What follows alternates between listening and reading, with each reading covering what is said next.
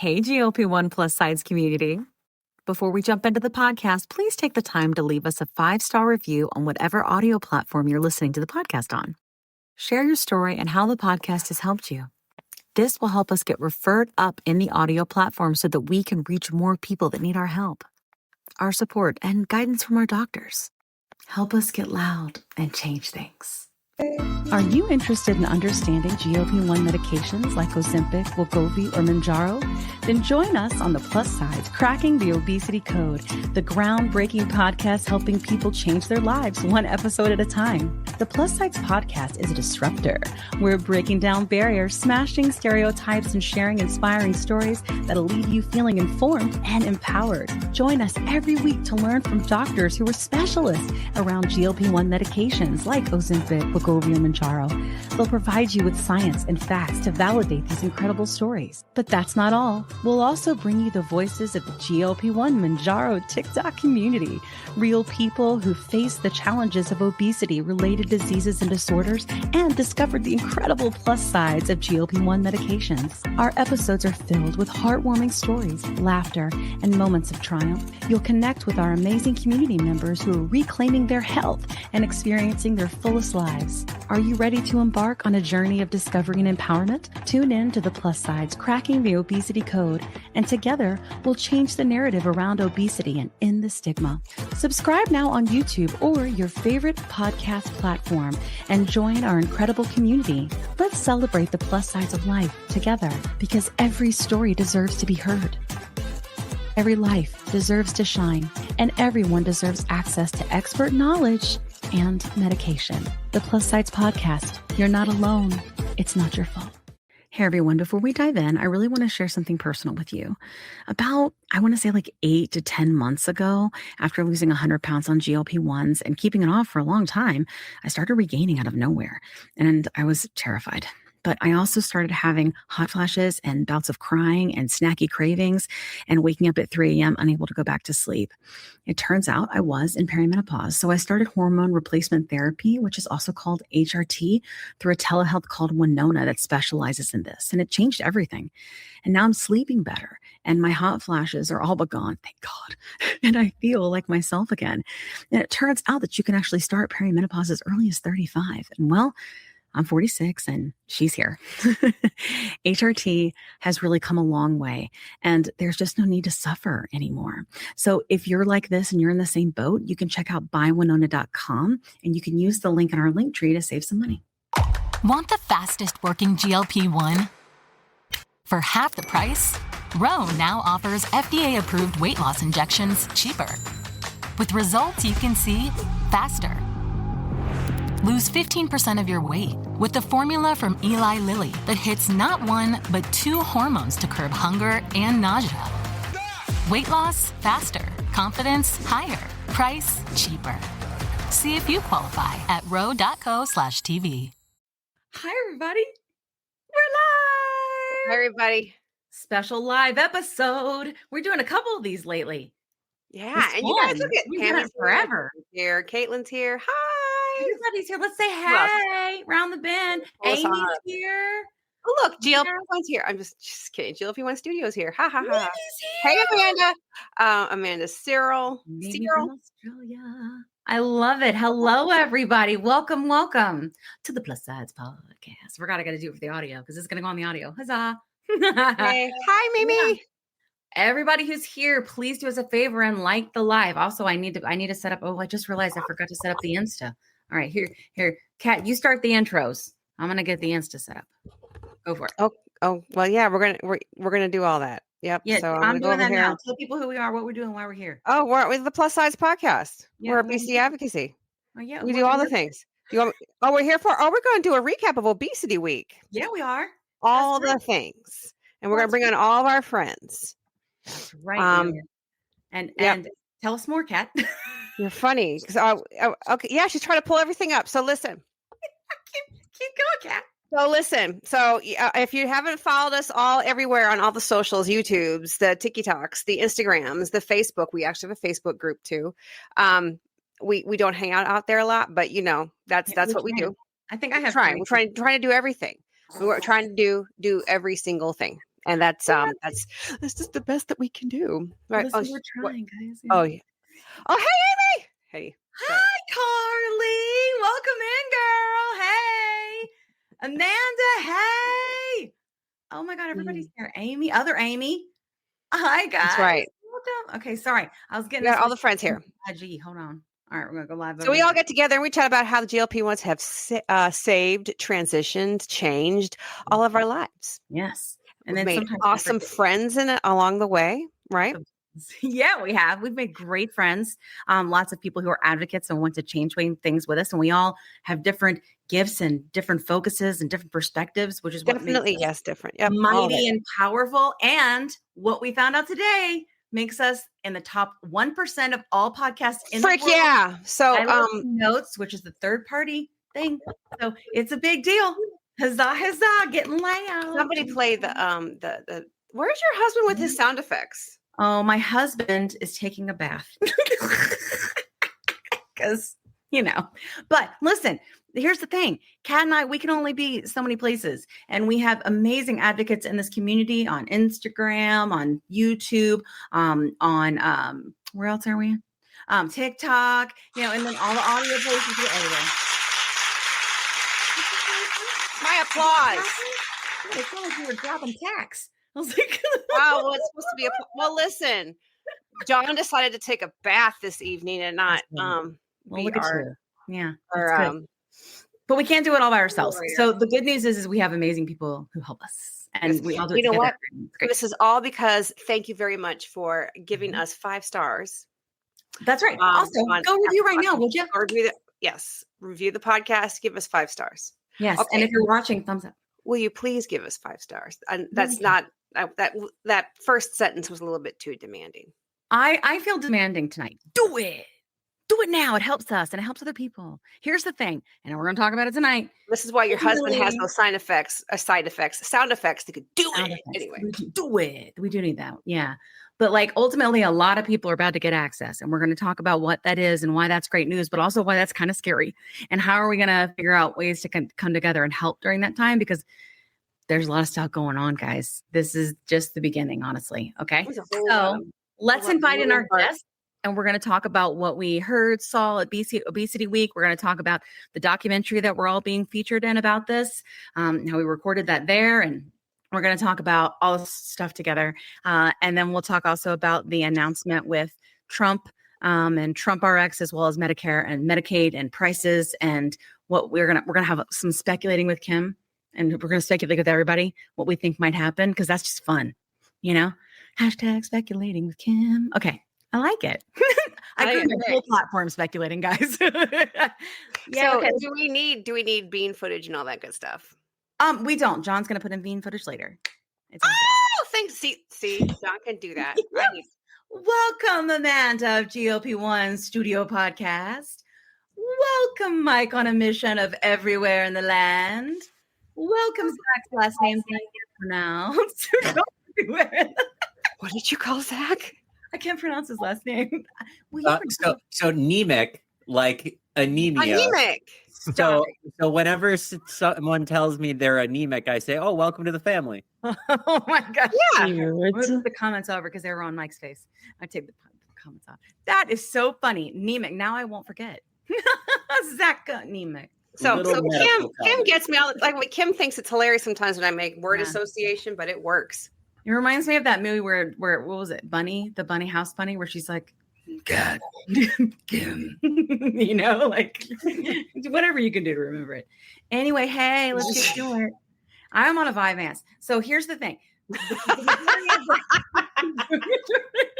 Of y'all here, not the meat of the thing. So I'm not, y'all, for once, I'm going to shut the hell up and everybody else is going to talk. This ought to be good, right? Okay. So let's just start with, I want everybody to do intros in case the listening audience doesn't know who you guys are, because a lot of our listening audience are not on social. Like they're just podcast people, So let's start with Zach, since you're new to the plus sides. Zach, tell us about you. Hi, and you're looking very ghostly. Hey, everyone. Well, first, Kat and Kim, thank you for having me on. It's a joy to be here. But I am a lifelong obesity patient, but I've somehow managed to, for the last 8 years, make my chronic condition part of my everyday work career as well. So I've been in the bariatric field in particular for the last 8 years. And I've had bariatric surgery myself, and now I'm a GLP-1 patient. I won't bore you with all the details of my journey right now, but it's been far from easy. But I'm currently now in maintenance, and my obesity is currently well treated with the help of a GLP-1. And I'm just about like 2.5 weeks away from celebrating my second year on a GLP-1. That is amazing.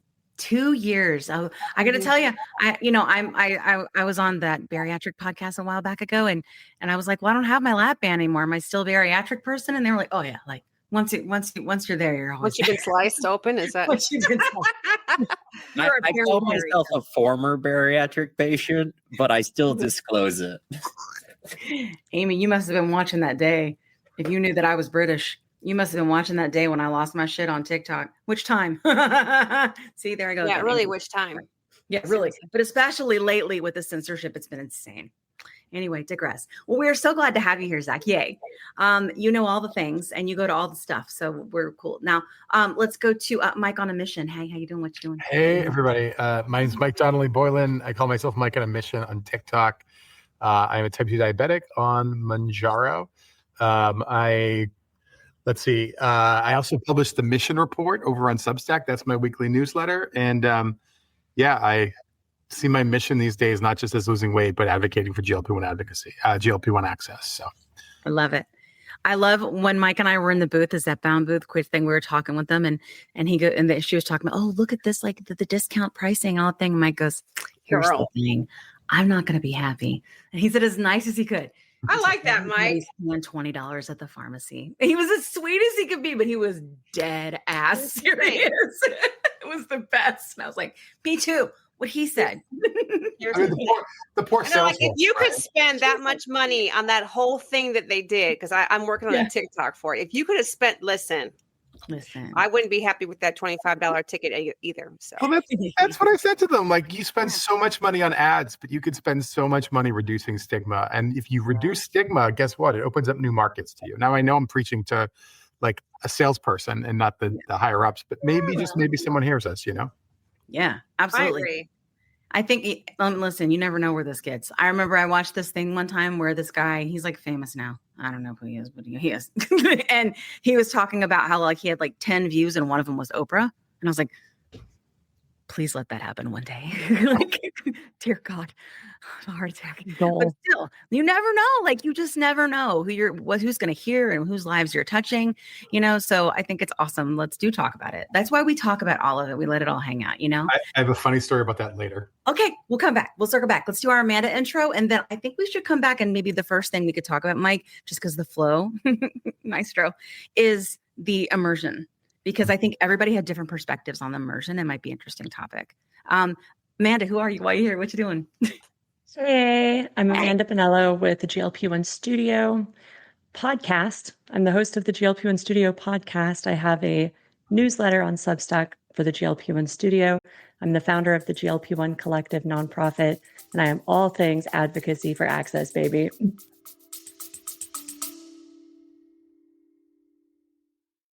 Quick pause here. I've had moments on my GLP-1 journey where insurance changes or rising costs force me to look for a new provider. And honestly, that process can feel very overwhelming. But that's why the Plus Sides podcast has partnered with GLP Winner to give our subscribers a resource to help them make that decision easier. GLP Winner is a comparison platform that lets you explore telehealth providers in all 50 states, whether you're looking for brand name medications or compounded options. You can see pricing up front, read reviews, and get a clear picture of which provider might align best with your needs. Check it out today at glpwinner.com/plus-sides. That's glpwinner.com/plus-sides. Don't forget the Z. Let me tell you a quick story. I was telling Kat how I was regaining weight after my 100-pound loss using GLP-1 medications. And I was having snacky cravings and waking up at 3 a.m. and I had hot flashes and I was worried. But Kat was like, listen, I went through this last year. It's perimenopause and I started HRT and she used this company called Winona. So I started going there to see if this was something that was going with me. Turns out it was because I'm 46.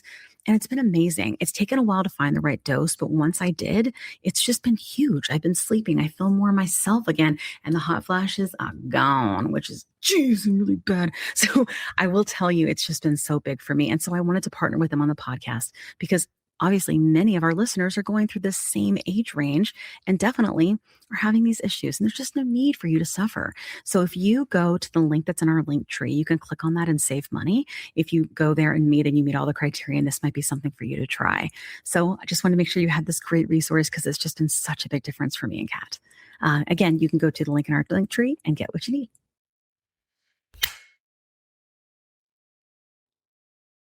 "20 seconds a week to lose 20% of your weight in a year with diet and exercise. That's the power of GLP-1s through Ro. Ro helps find the medication that's right for you, based on cost, availability, and your weight loss goals. Losing weight with GLP-1s is possible through Ro. Yeah, baby. Yep, baby. Yeah, baby. I love it. Yep, baby. We're so glad to have you. Yay, yay. All right. So now that we have our lovely roundtable panel and our friends here, I'll be able to hear Kim scream all the way in Australia of Oprah. Yeah, you will hear her scream. Listen, I make videos to Oprah. I send emails to Oprah. Maybe I should do a letter. I don't know. The way things are going. Who knows? One day, guys. It's on my bucket list. You know what? Plus. I have an idea. I'm going to table it. I'm just thinking of you. Okay, table squirrel. Okay. All right. The worthy author. So let's talk about one of the things we saw at Obesity Week, because obviously it was like 6 days. And I think, let's level set. So in terms of Obesity Week, from what I understand, usually it's the leading scientists, the leading doctors all talking and like listening, right, about of all the latest meds and all the latest research and science, kind of just geeking out and nerding out together. This year, which a lot of us suspected would be the case, there was more patient stuff. And so Kat and I can only get a day off work because we've been to all the things this year. But luckily, our friends here, fellow advocates, were able to stay the whole time. But I think that we thought that it would evolve this year. And I was pleased that from what I heard, like from last year when people went, that it seems like it has. I don't think it's there yet, but I do feel like it has. And I did feel like, for me, people were very open to, people were coming up to me and going, can I come on your show and talk to your people about this, this, and this? And I was like, yeah, that's great. Let's do that, And it was wonderful to have like scientists and researchers and doctors just be like, hey, also we need like patients to speak sometimes. Like, are you into that? And I was like, yeah, that sounds great, And so just like those connections was really wonderful because we want to spread the GLP-1 gospel, you know what I mean? And so that's how I thought, like, that was my perspective, is it seems like a shift from what we had heard. What do you guys think? How about you, Mike? What do you think? So it's interesting. I was going to say the story about you never know who's going to be in your lives, right? Yeah. As to that, I was on live in TikTok, and there was this dad outside Toronto at his daughter's hockey game. And he's just sitting there listening, and he starts to tell me a little bit more about who he is, a little bit more about who he is. And it turned out it was the lead policy advocate for Obesity Canada, who just happened to be popping into one of my lives and was really moved by the conversation we were having. And he found out I was going, and he was the first person to say, the United States doesn't have enough patients in the room. If you go to Europe, if you go to Canada, it's like 20% of the population or something like that. Wow. Like, it's actually an active community between the patients and the physicians and the researchers. And so he really heavily encouraged me. Yes, Ian Patton. He encouraged me deeply to like go to the mic, to be there, and to not sort of shy away from the fact that I was a patient or that I have a TikTok platform. And so it was interesting. And what he and others were saying to me is that the Obesity Society and the Obesity Week are getting there. They're looking to like move there. They don't quite know how to get there. So I think we were very welcome Yeah. I didn't have a single person recoil, I would say, except at the booths for Eli Lilly and Novo Nordisk at times. At times. Got to be careful. Yeah, I had that the sense of experience. being careful. You did too. What do you think, Amanda? I think that the booth for Wegovy was extremely cold. Yes. I don't Okay, think I'm I the said only person that had careful. that experience. For the record, friends, I Yeah. loved Wegovy. I just want to say, like, I feel like it gets a bad rap, but it was a freaking amazing medicine and it changed my life. I mean, I was on Ozempic, but still, like, you know, it really was. So I feel like it gets a bad rap. It's the only space in the entirety of Obesity Week where I felt like I was didn't belong, and I was made to feel that way. Same. Yeah. Okay. Wow. Not the only person who felt that. That's awesome. I mean, that's terrible, but I'm glad that I'm not alone. Yeah, no, I'll tell you how it went with me is I was a little, it was a bad vibe. And I walked in and I said to the Wegovy, he was like, hey, like, I know, he goes, you know, where are you here? And I wasn't really prepared for what I was going to say. And I was like, well, I know a lot about this, but, you know, do you want to tell me what you're doing now? And he was like, yeah. And so this nice guy took me over and started showing me how they have this app and how they're comparing like app data, real world data to the data from within the studies and people being able to sustain their weight loss at like 20%, like using this app. And then he goes, but honestly, he goes, we don't really know if they're using the app to keep the weight off or if they're just using it for the coupon. And I went, what's wrong with either one? that's some tea, like, you know? And so I was like, okay. And I was like, well, I'll tell you what. I was like, when I was on this medicine before, and I'm on the other one, I was like, I will tell you that I actually had a wonderful experience on it, and it can help my anxiety so much. And I would like to know if you're testing this and other things, like where else are you guys looking? Are you looking on the mental health route? And he looked at me like this, and he goes, just like that, like, and it got quiet for a couple of seconds. And he goes, come with me. So he comes with me and I'm thinking, oh, this is gonna be cool. You know, no, he took me to the guys that look like they're a T-Mobile store on the other side of the booth. And I was like, because Zach told me, and I was like, okay, so we go over there and I go, well, and I repeat, my guy leaves, he deuces, guy leaves and the T-Mobile people are helping me, you know, / Wegovy. And he goes, and I asked him about this and he goes, no, like, that's not what it's in the study. It's just these that are in the study. Like, and it was just like cardio, you know, stuff like that. And it was like 4s and which phases they were in. It was like he didn't know or he couldn't tell me. Honestly, I really feel like he didn't know at all. And I was like, but aren't you studying it for addiction? I feel like I've been hearing that for a long time. And he's like, no, I don't think so. It's not on this thing right here, this thing right here. And I was just like, all right, I'm going to go now. And then I left. But I didn't have that experience at the zepbound booth at all. Right. But like, Mike, you said that like when you were there before, you felt they were a little tight-lipped. Tight-lipped and uninformed. I was actually about 4 hours after we'll get to the president's announcement. Yeah. And I mentioned the president's announcement, and the person dealing with me had no idea what we were talking about. Like, the biggest earthquake in GLP-1 access in forever, and they literally didn't know it at the Novo booth. Yeah. Really knew it. Novo. Yeah. Hey, Dr. Robin, welcome to the Plus Sides. We're so glad to have you. Yes, we're big mental health people talkers. Yeah, lot here. Mental health people talkers. I like that. That's what we do. Mental health people talkers. We talk a lot about that. Yes. Yeah, that is so interesting because, like, I feel like when you and I went, the girl that we spoke with was very like receptive and open, and but she was also really open about their limitations and like they couldn't even like comment on post of ours or anything like that, you know. And I was like, that's interesting. I wonder, did you guys notice when you went in the booth that like a lot of when you like immediately they would say to you, we're not talking about Ozempic, we're only talking about Wegovy because this is Obesity Week. Like I got that at both booths. Did you? I got that. Yeah. Yeah. Well, what were you guys getting at like when you went to like the Maritide booth and the AstraZeneca? I was just gonna say Amgen I felt was the warmest pharmaceutical company. I agree. Yeah. It was like open arms. The rep came over to us and said, like, basically asked us what level we wanted to hear about Maritide in. Like, she was like, nice, listing off a couple. She's like, what kind of practitioner are you? Oh, you're not a practitioner? What about this? And then Mike was just like, we're patients. And she's like, got it, patients, high level. Then she starts going through it, like the basics. Then she offered to even send us the clinical research data, which she emailed it to me right there on the spot. Get it. That's some product marketing right there. That's some good stuff. Not to mention the cool coffee that our faces got printed on, but that was just that was cool. The cool coffee.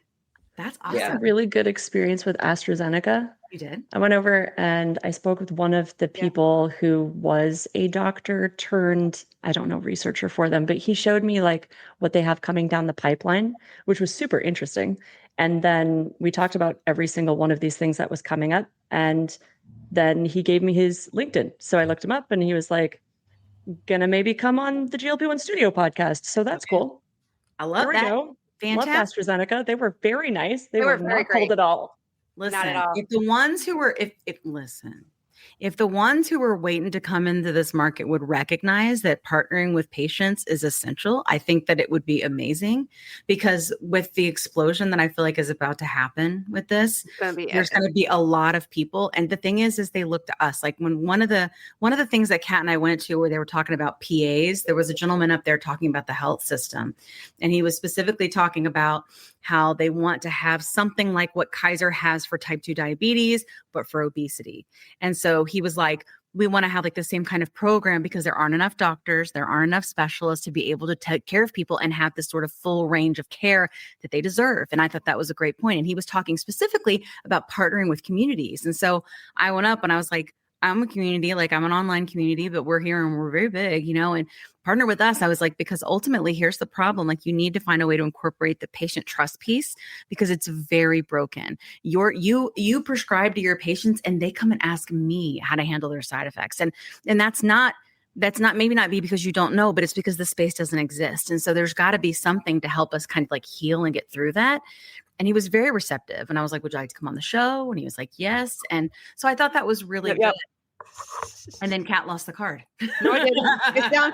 I'm gonna go downstairs and get it. Okay. No. It was the debate, but I got it. I got their LinkedIn. Yeah, the debate was good too. Kat, that's one Kat and I went to as well. The debate was, is there such thing as basically healthy fat, right? Is there such thing as a person with obesity that is healthy, right?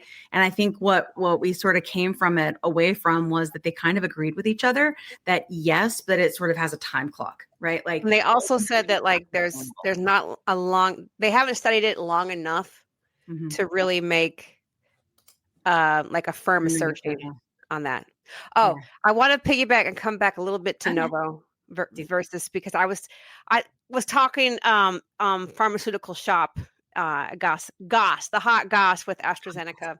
And so, yeah, I am not going to like just become like verbal diarrhea right here. But what I will say is that they said those people over at Novo are just so scared for their jobs right now. So yeah, true that is some hot goss. And that's all I'll say. She said some other things, but she's like, if you think about it, yeah, they just like canned like 3,000 people the week before Obesity Week. Yes, they had just canned 3,000 people. Yeah, so brutal. She was like, "Girl, they're I don't know about they're nervous over there." Obesity Week, but they laid off 9,000. Was it 9,000 like a month ago? I knew it was in the 9,000 a month ago. I don't know if they laid off more right before Obesity Week, but it's not good. Depending on the country, a lot of people, some of them still don't even know if they've been laid off yet, depending on the country. Isn't that crazy? Yep. Yeah. Getting close to knowing everyone knowing, but it was still rolling out as of Obesity Week. Yeah. So that's what she said. Be easy on them. Yeah. It's kind of great. I shouldn't be laughing. I feel like there's such a, like Dave and I are both excited about CagriSema. Like it's like, I think, but whatever, how that is. New CEO, clean house, all the things. I don't know. I've been there. I've laid off 12. It sucks. I love that. Well, those are the ones we went to. What about sessions? How about like Mike, what was a session that you went to that you found really beneficial that you think our listeners would want to hear about? Gosh, not in the science space, but the obesity stigma session really stuck out to me. It brought in some people from the OAC and people from Obesity Canada and the World Obesity, I think it's the World Obesity Federation talking about it. It was really useful. You had to do an internalized obesity stigma sheet when you started and how prepared you were to go after it later. And, Zach and I were both on that session and we did it. And it was a good session, but we didn't know how good it was until we went to dinner later that night. And we were in an interesting situation where our waitress kept really pushing for like, what conference are you at? And eventually we just said like a medical conference. Yeah. Then she kept pushing more and she's like, I was at this conference. And we're like, no. And then Zach just looked at me. We looked at each other and Zach looked up at her and said, it's Obesity Week. And she's like, obesity. And we pushed a little bit further, like a weight loss conference. And we're like, no, you like Ozempic, Mounjaro, that kind of thing. And she then said, oh, what was it, Zach? That's a lifestyle issue, isn't it? Now, this is a woman who's not in a smaller body, right? Mm-hmm. And we literally looked at her and said, obesity is a disease. And 10, 15-minute conversation ensued before our order ever got put in. Yeah. You want to tell the rest of the story, Zach? I feel like I'm stealing your thunder. Oh, no, not at all. I want to, yeah, it's story time for both of you guys. Yeah, no, it was, it was a very talkative conversation, and you could, one thing that Mike and I noticed in particular was you could actually see the thought process evolving in real time with someone of like, they were taking on new information that total strangers were giving them and then trying to process that. And it was kind of funny because obviously she had other tables she had to take care of that evening, but she kept coming back to ours, and each time was another 5 to 10 minute interlude of this conversation. But she also was like, when I was back in the kitchen, I started talking to my manager about this. And then her manager like rose objections about like the GLP-1 meds or something. Yeah. And said, oh, isn't that bad for people? Or then it became, that's not for our, ethnicity or things like that. And it was just like, it was different objections started coming out of the kitchen that kept getting like brought up and brought back over the table to Mike and I, or these aren't for curvy women because we love our curves. We want to keep them. Can I choose? She literally asked us, can I choose where I lose the weight from? And Mike and I were like, boy, did we wish we could. Right. That was pretty much like our response to them. But it was a really good conversation. And she asked us right at the end that, like, if I wanted to do something about this, what do I do? Like, what is my first step? And we literally just said, listen, go talk to your doctor about this. And they are the best person to, direct your care. And then Mike and I both said, if you don't feel that person is the right person to have a care with, try to find someone who's an obesity medicine specialist if you can. We both left there pretty like positively happy with like the interaction. Like it was just like completely unexpected, but like really felt like we were in the right place at the right time. Yeah. I'd gone to the right session in that day. Like it wasn't the part of the session that had knocked my socks off, right? Yeah. There was an amazing part after this where they went through obesity stigma in AI, and it was really interactive, and I can talk to that in a minute. Oh, yeah. It was one of these things where you didn't realize how much a session had impacted you until you actually lived in the moment. I don't know if Dr. Pashby's here, but Dr. Pashby's one of the people on the panel, and it was awesome. It turned out it was super impactful. Yeah. And the amount of people that conversation influenced, it wasn't just that one woman, because it was every wait staff member. They were all engaging in these conversations around us, the whole restaurant at the Hard Rock Cafe in Atlanta. Yeah. We just wandered in looking for like anything because we were starving. That is so that makes me think about what Kim always says about how like the general public and media and marketing does gravitate towards those extremes where somebody was very heavy and then became very, very, very, very almost like, very, very, very slim. And that doesn't happen to everybody. And so there was that popular misconception, when the server said, am I going to lose my curves? Well, because all we see, if you take yourself out of this vacuum that we are in and we go outside of it, you notice how much more notoriety, for lack of a better definition, that the ones who lose significant amounts and become extremely slim, those are the ones that seem to kind of get more popular more push. Well, I think that if we're thinking sort of about the core psychology of our, because as a marketer, I can totally speak to the psychology of it, whatever. No, but I think in general, like when you're thinking about thinness, right? Yeah. And when you're on an algorithm and it tends to go towards the extremes, or it tends to go to the norm, or to so for example, you may see a lot of people that are Caucasian versus people that are in the minorities. You may see a lot of people in big bodies or very, very big bodies, right? But you don't see a lot of people in the middle. And the truth is that most people, according to the data, they're in the middle. And I think that it is a very common misconception that this is a skinny shot from people that aren't hanging out with us in our, vacuum, right, of TikTok, where we're all just like in this just perpetual conversation where we think we've, people know, and they just don't know. And I think that it's important to recognize the way that technology works, and it works like that because technology has bias because of we do, right? And I think it's okay for us to admit, everybody has bias, right? I think, but we need to find a way to go, okay, recognize it, and how do we move past it and do better? And those are the conversations that I think that are important that we have, even when they're kind of hard. And I saw something that you posted on LinkedIn, Mike. It was something like, help me understand, or something like that, when you were talking about trying to understand things better. It was, you said when people are misunderstanding you, that you find that if you say this phrase instead, how can I help? Or it was something like that. Do you remember? Yeah. It's how can I help? How can I help? Yeah. What can I do next to help? Just put one step in front of the other and ask yourself, how can I help the cause, right? Like that kind of thing. So yeah, absolutely. And I think sometimes people think that just because we're the ones here that are making this content, that we're because this is a movement, guys. I mean, clearly, right? Yeah. And I've been bitching about it for years, I know, but it really is. And we are the ones who are here and showing up and going outside of TikTok and on Instagram, all these places.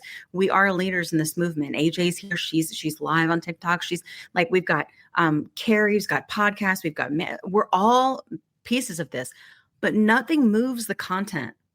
It'll just sit there and stay there, other than the people that are here and that are commenting and sharing. Right? That's what moves it. So it's not that just the people that are making the videos are the leaders, we all are. And I think it's important that we remember that as we continue this momentum, because there's a lot of work to be done.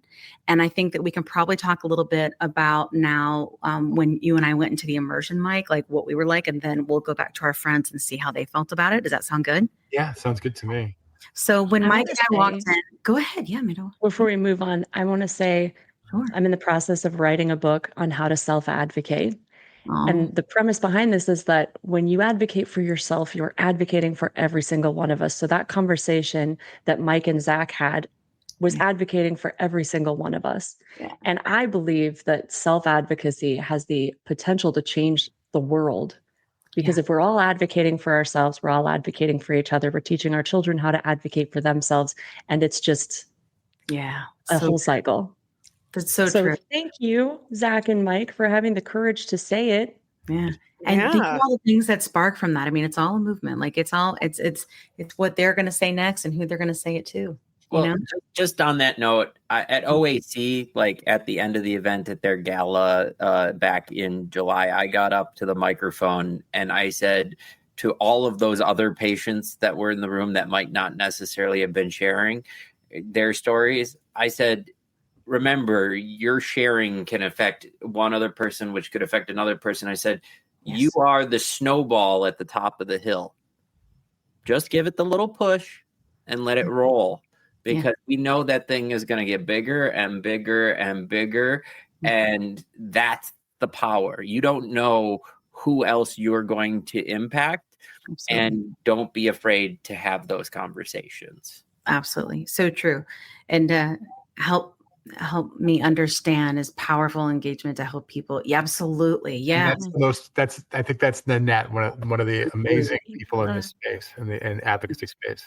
Yeah. Met her. Yeah. Kim and Kat, you guys met her. It's Nanette, right?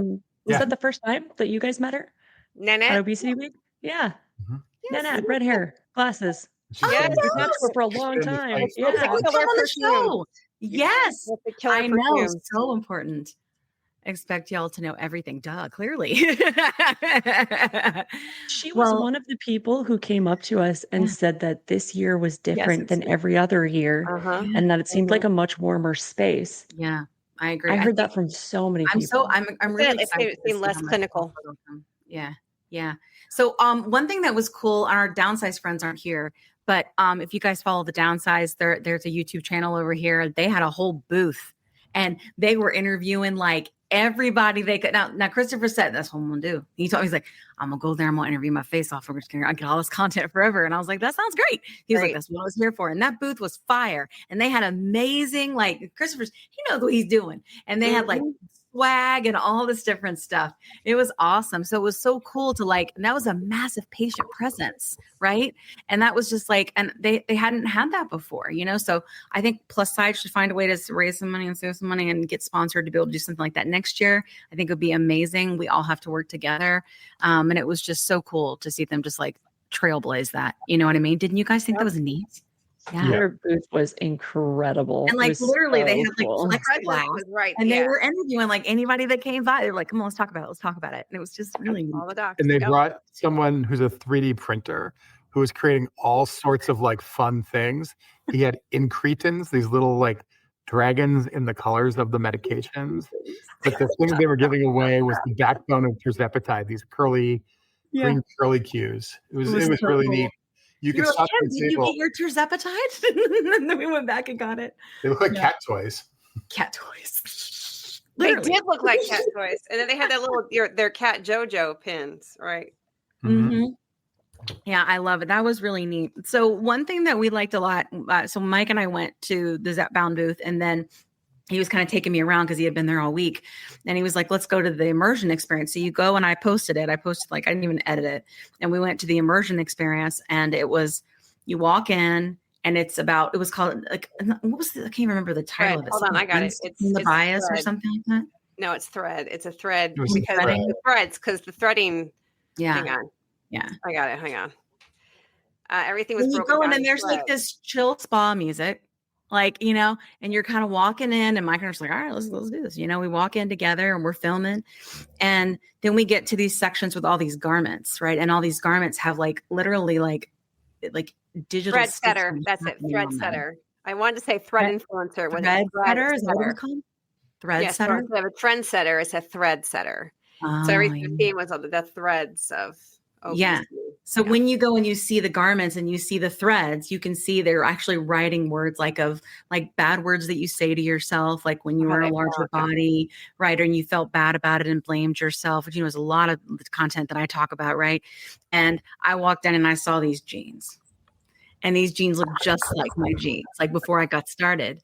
And I had this moment where I remember Dr. Toomer saying to me, because I got very emotional, where I heard Dr. Toomer saying to me, you know, you're healing when you forget, you know? And so I remembered that. And because I did forget. And it wasn't that I ever felt bad in my jeans. You know what I mean? It was more about, like, as I always thought my mom would not allow me to not think that I was beautiful and wonderful and smart and all the things. Because I grew up in a big body, and she didn't other me, you know, and she really tried to help me understand that it was more than a body. Even though we went through diet culture together and all those things, she would not let me say those bad things about myself. She'd be like, oh, hell no. You are beautiful. You are smart. You are this, you are that. And so all of those things were just sort of rushing over me. Like as I was watching this pair of jeans, this pair of skinny jeans, and thinking about the fact that I wasn't upset, and then I wasn't mad, and then I was healing, and that how special this was, and like this moment was to be able to see this. And each one of these garments had patient stories of the people's garments that this belonged to. And you could hit the button and hear, and I'm very tall, so I couldn't hear it very well. But you could press the buttons and you could scan them and then go and listen to the patient's story, like on a landing page somewhere else, which is like a web page. And so that was really like powerful to be able to go around and just sort of see. And there was, I know Mike had a moment like kind of similar, but I'd love to hear what you were thinking. Yeah. I mean, it was one of the most powerful things you can imagine. It was dimly lit, constant stories coming at you in words. But when you got into the room with the clothes, and I posted the video about it as well, I feel like it was triggering for a lot of people because it hit a lot of people's sort of soft spot around something, whether it was shame in their body or a fear. And the thing, it wasn't so much shame of my body with me. That's not been my issue, but it was a fear. It was a t-shirt that said, if I was afraid that if I had ever ripped, I couldn't like replace it. Right. Like, and as someone who business travels a lot and who knows where every single DXL is in every major market in the country, because he would forget things or something would be spilled and he'd need to buy a new shirt. That's the moment I went. I walked up to Kim and I said, they need tissues. And Kim was like, I have them. And it was, that part of it was super powerful. The other thing I loved was at the end, you could take your personality test within the movement, right? Yeah. And what I loved about it, and this was a space where I truly felt included in Obesity Week. As you went down sort of this choose your own adventure of personality test, it actually would be like, I'm an advocate. I'm an advocate on social media. I do. And I was like, it just kept going. I was like, it sees me. Like, it actually sees me in this space and what I've been doing. And I was the challenger. I can remember the personality type. And I really felt seen in the exhibit. Now, I know people had different responses, but for me, that it wasn't so much the bathing suit and people looking at me, and it wasn't that kind of thing, because that I didn't feel that way. But the constant fear of like not being able to get my needs met in society in a larger body, that was what got me. Oh yeah, that's a really interesting insight. When we were leaving, there were these little like what do you call them? Cue cards. What do you call them? These post-its? Yeah, post-it notes. And there was all these threads, right? And I look over and I see one that says Curvy Girl Beth. And I was like, I know Curvy Girl Beth. I met her at Obesity Action Coalition, like Your Weight Matters conference. And I was like, wait, is this like happening right now? And then I realized she was there. So you signed it and you basically pledged. It was a pledge, right? To be able to help like break the stigma. So I signed Kim of the plus sides and I took a picture next to Beth's and I sent it to her on Instagram. I was like, are you here? Like, I see her. She's like, I am. And that was just really like a cool, fun connection. And like, so I mean, I feel like Mike and I, like you see, we had very different perspectives, which I love.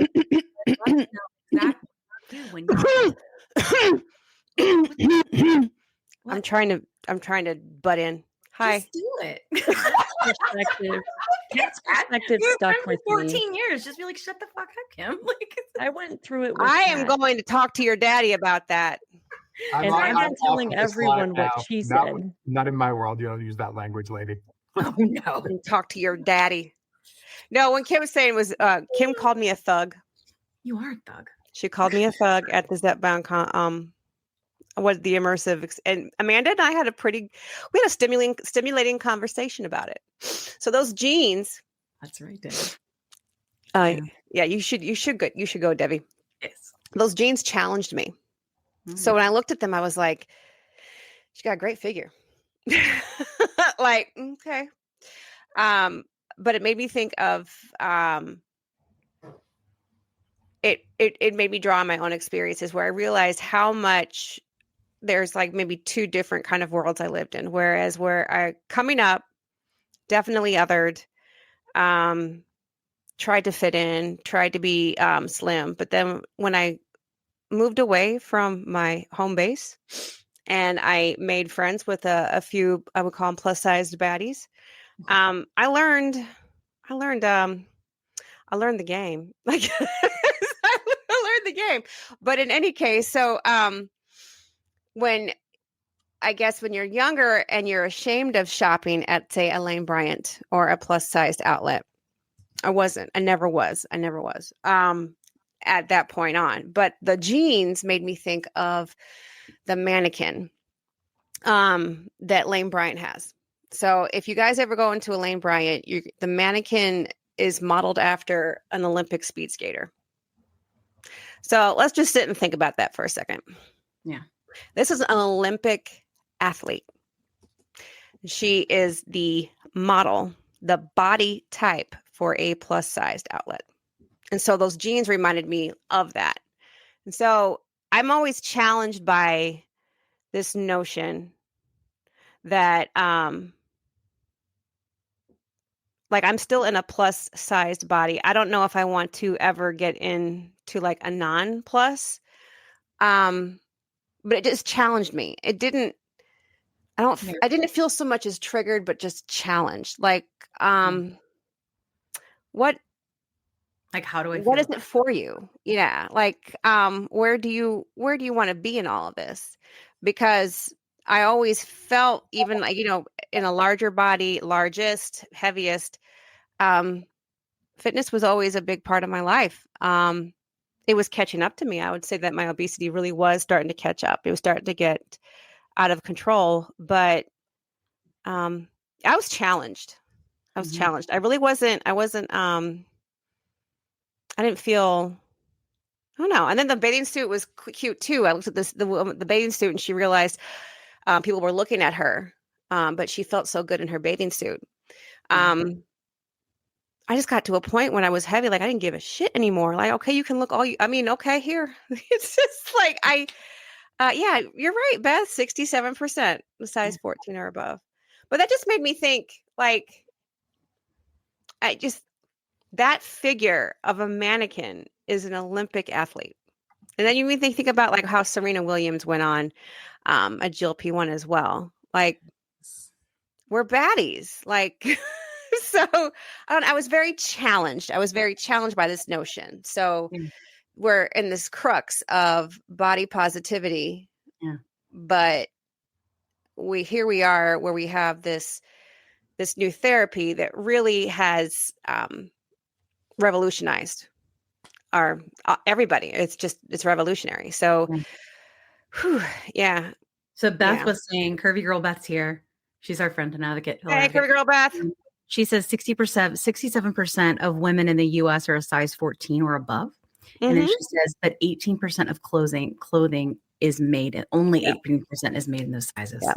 And then there was also the worry that I had, because, Americans, we love to categorize and single things out and make everything separate to everything, right? So I recall Kim and I did a live a couple years ago. It might have been one of our first ones where they may be doing away with like plus size departments for stores because people are starting to shrink so much. And that really just like concerns me. It did make me feel sad. Yeah. There's one that's here in Atlanta that closed down, and it was like, it has like a regular section and then it has a plus size one. It was sort of like, it was so, we still need those plus sizes. They closed it online. They closed it totally. And I went to go get something for some event that we had happening for plus size. And I couldn't. And I felt so sad about that because like I knew I could go still and probably get something at a size 14 at a regular store. And while that's cool and everything, but there's usually more to choose from, like especially if you're like right on the right between 14 and 16 or right between 14, and so I feel more comfortable there. And I've always gone in like, I agree. When I was in school, like when I was in middle school and high school, like I did have to, there was no lane brand. Like I shopped in the women's section, and then when I got to middle school, high school, and there was a lane brand, then I shopped there, but it was made for moms. So I was trying to make things cute. Very much like a Catherine's, right? Yeah. Very, sure. Yeah. Like that. And then eventually they kind of caught up. Very curtain. Very furniture. Yeah. And so like, I think we've gotten better, like with I think plus size fashion for sure. But I think that it's more about like, you really just want something you feel comfortable in that's sort of like cut for the way that your body is. And ultimately like, I'm still not in a size small body after this. Like I'm actually happy about that because I feel like that would challenge everything I think about myself. If I was not plus size. It does. And how do we challenge that? Like, where does it? Yeah. I'm going to have to do a lot of writing on this. But it's also like, if you think about it, it's also like, like an intrinsic sort of thing that we have probably just been ingrained in our psyches all along. That, the slimness is the standard. Yes. Or it was just fascinating. I mean, if I keep this up, I'm going to be shopping at Baby Gap. So, oh God. Baby Stud Gap. Stud Gap. Figure that out. But you hit the nail on the head of like, it does challenge everything that because it has. And at the conference too, I believe it might have been Dr. Pashby talking about it, or maybe it was in your live the other night, Mike, where she was in there, but about how it takes so much longer for our brains to heal after the weight is gone. Because I mean, I can tell you, last night I put a shirt on and it felt tight and I immediately took it off. Oh my God. So you freak out? I mean, I kind of did, but it was funny is clothing is not universal either in its sizing anymore. A small is it not is a not small. absolutely not. It's not. Yeah. And yeah, so like that like gets you too, because like when I reach for one thing and it's one size and I'm like, oh wow, I can't believe I'm wearing this, and then I put one on that's 2 sizes larger but it fits the exact same way as the other one does, I'm like, what is this? I just put on weight again, but I didn't. We get this like internalized obsession, so it's still there, like it's I guess it's a never-ending process of this self-acceptance, you know.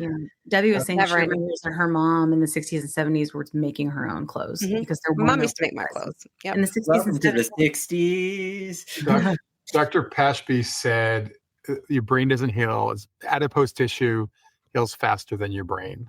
Yeah. I found that just so deep.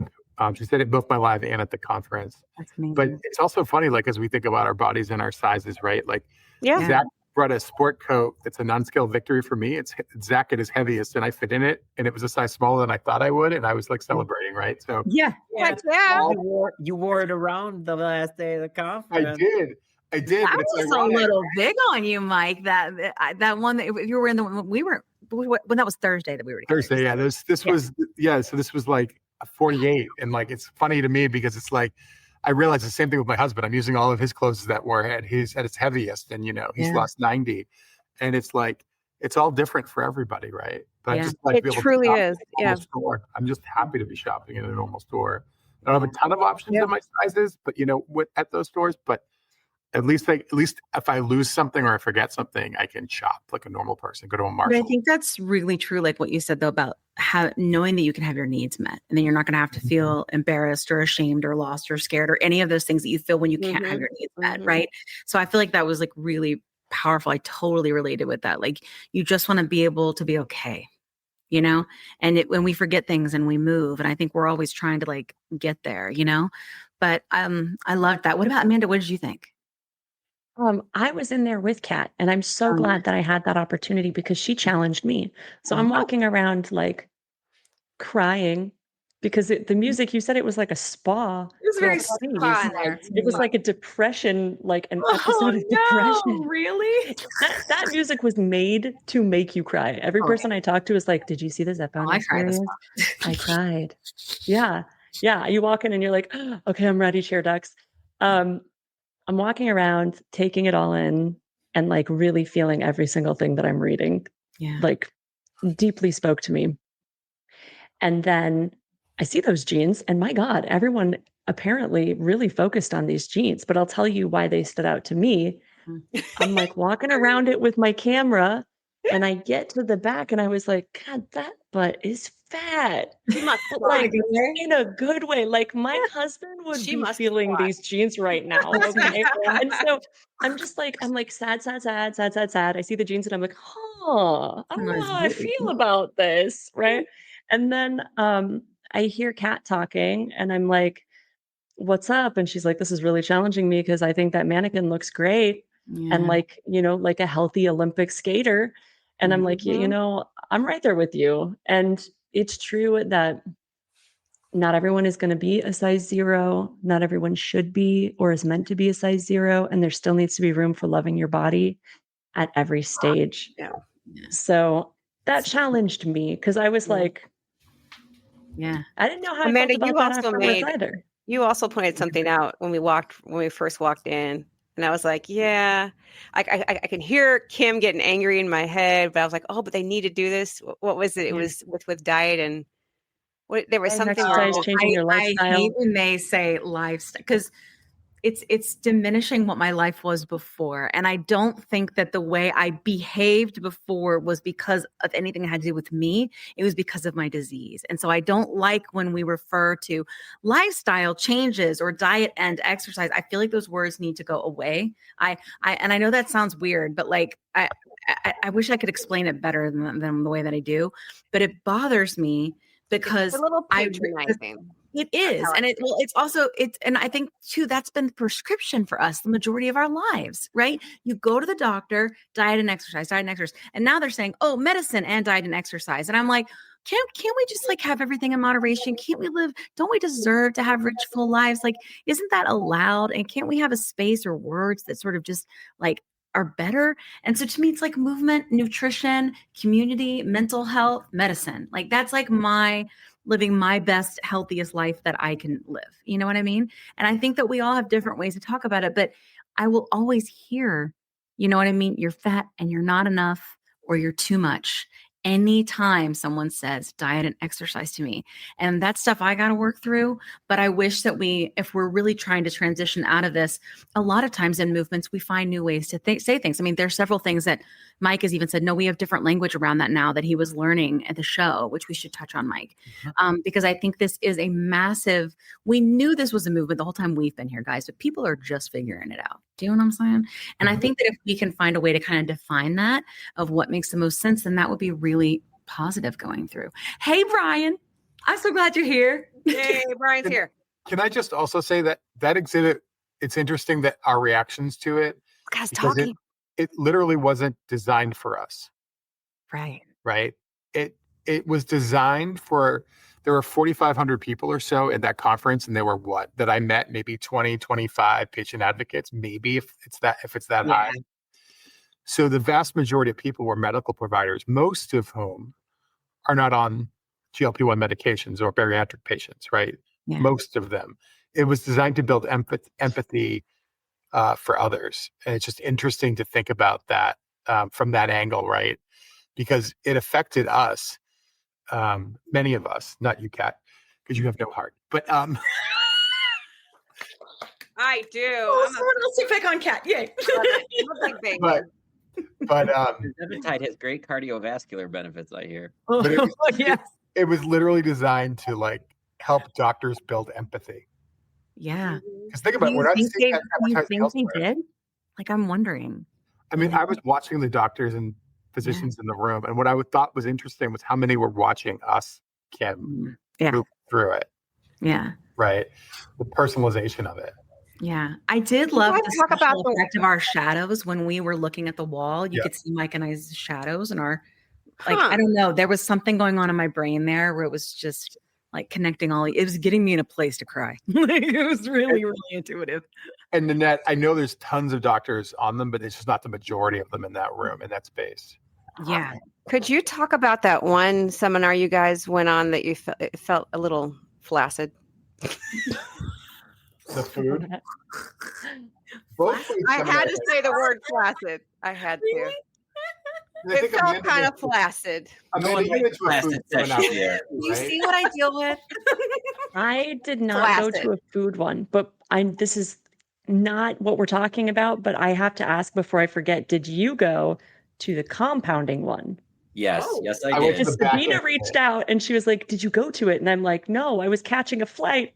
I have so much FOMO right now because I had to leave the last day I missed. Okay, so I need to know all about that. Here we go. All right, let's organize. First things, hold your pin, okay, for the compound. Go back to the one where you felt flaccid, and then we'll go to. Are you talking about the food one we went to? You felt kind of like, what the heck is this? Oh, the one Mike and I went to? Yeah. That was the flaccid one, right? The food. It was flaccid.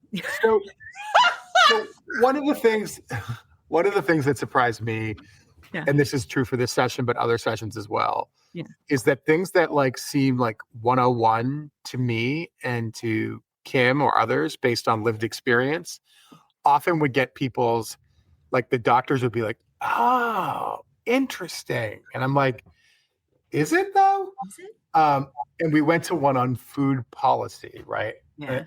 RFK food policy. It was just very, oh Lord. it was very I don't know. They talked about some things about junk food and what other countries are doing. And it just felt like stuff we all talk about in our community sometimes, that it seemed like breaking news to the doctors, to the point that Kim and I texted each other and we left and went and found Kat and we made a soap opera. Yeah. I did like the doctor that came on after that guy. She was kind of great because she was like, we need to do both, guys. Like, and then she was talking. I really would love to connect with her because I was liking where she was going. I was like, this is very plus sides, right? Like, I was like, we need to have her on the show. But like before that, I sent Mike a message. I go, wait, I don't understand. Are we talking about changing the food system from taxes from a punitive perspective? And he goes, yes. And then the other person was like, oh yeah. And and then they put labels on the food that basically said, this is, and they were showing it in another language. So, and I don't read any other languages, but it was basically like, this is bad poison. Don't eat it, and putting that on, like, I'm just going to say it, Frosted Flakes, because I'm not sponsored. Frosted Flakes.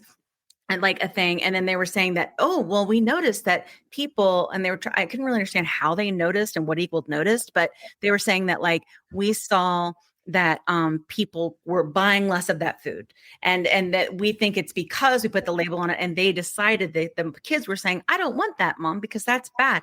I want the healthy thing. So it was all very this like psychological, like punitive thing. And I actually went to Mike and I go, I feel like he needs a slide that says that. There's nothing like it was hard to follow, like as a patient. And so then like they go on to the next and they're talking about, and I was like, but nobody said if that affected the obesity rate. Yeah. Like there was nobody going like, and then that was the language that I used wrong, Mike. Remember? Yep. I said obesity rate, and then you said, wait, no, we talk about it like this now. Yeah. So Ted Kyle, who was on many of the panels that was there, did an article on his conjugate health a week earlier where he said he was chiding the media on saying the obesity rates are dropping in the country because the rates of obesity are not dropping. Obesity is a chronic disease. The BMI of the country is dropping. More people are in remission in their disease of obesity, but obesity is not disappearing from the country. The disease is still there; it's just treated. Yeah. And let's be honest for a second too. That study about health and weights going down was self-reported. Yeah. What chance would you take to, shave 20 pounds off whatever you were when you were reporting your data to your doctor or something like that, just so that you can feel a little bit more confident? Like I've lied about my weight before when I was heavier. I don't now. I feel much more confident about where I am now. But, it's, the BMI is definitely going down. People are getting healthier, but we have to realize also we got to still convince the masses that obesity is very much a disease and requires ongoing treatment. Yeah. Not just a snapshot of data. Yeah, I think that's a really, really good point, and something that I definitely think we should refer to differently, like going forward. You know what I mean? Because I think that is the case, right? That is the fact that we have all the science to support that is what is true, right? So many years and so much data. Yeah. So I think like it's interesting because I do even hear our doctors speak of that graph of where, like, if you remember, it was like a year ago, but like Weight Doc and a lot of the doctors that we respect a lot were talking about how the obesity rate stopped for the first time in like 50 years. And what they were talking about was this graph that was tracking BMI, right? And they were like, and we think there's no direct correlation, like automatically within a study, but we can make the assumption that it is the availability and accessibility of GLP-1 medications that is the reason we have seen this halt. You know what I mean? So I'm just going to put a pin in this, but one of the best sessions I went to was a debate around BMI that I could talk to later. Oh, it was fire. Oh my God, I can't wait to hear. Yeah, I was about the body roundness index too. Yeah, it was part of what they talked about. Okay. They talked about Me 360 in it. Oh, great. Okay. Let's go to Brian's question, and then we're going to go to Amanda's pen, and then we're going to come back to your pen.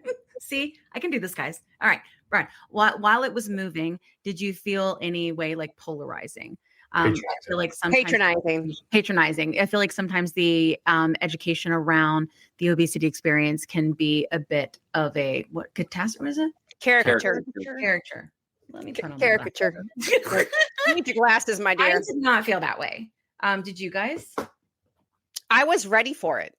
Honestly, I was ready for the patronizing, but I was very surprised.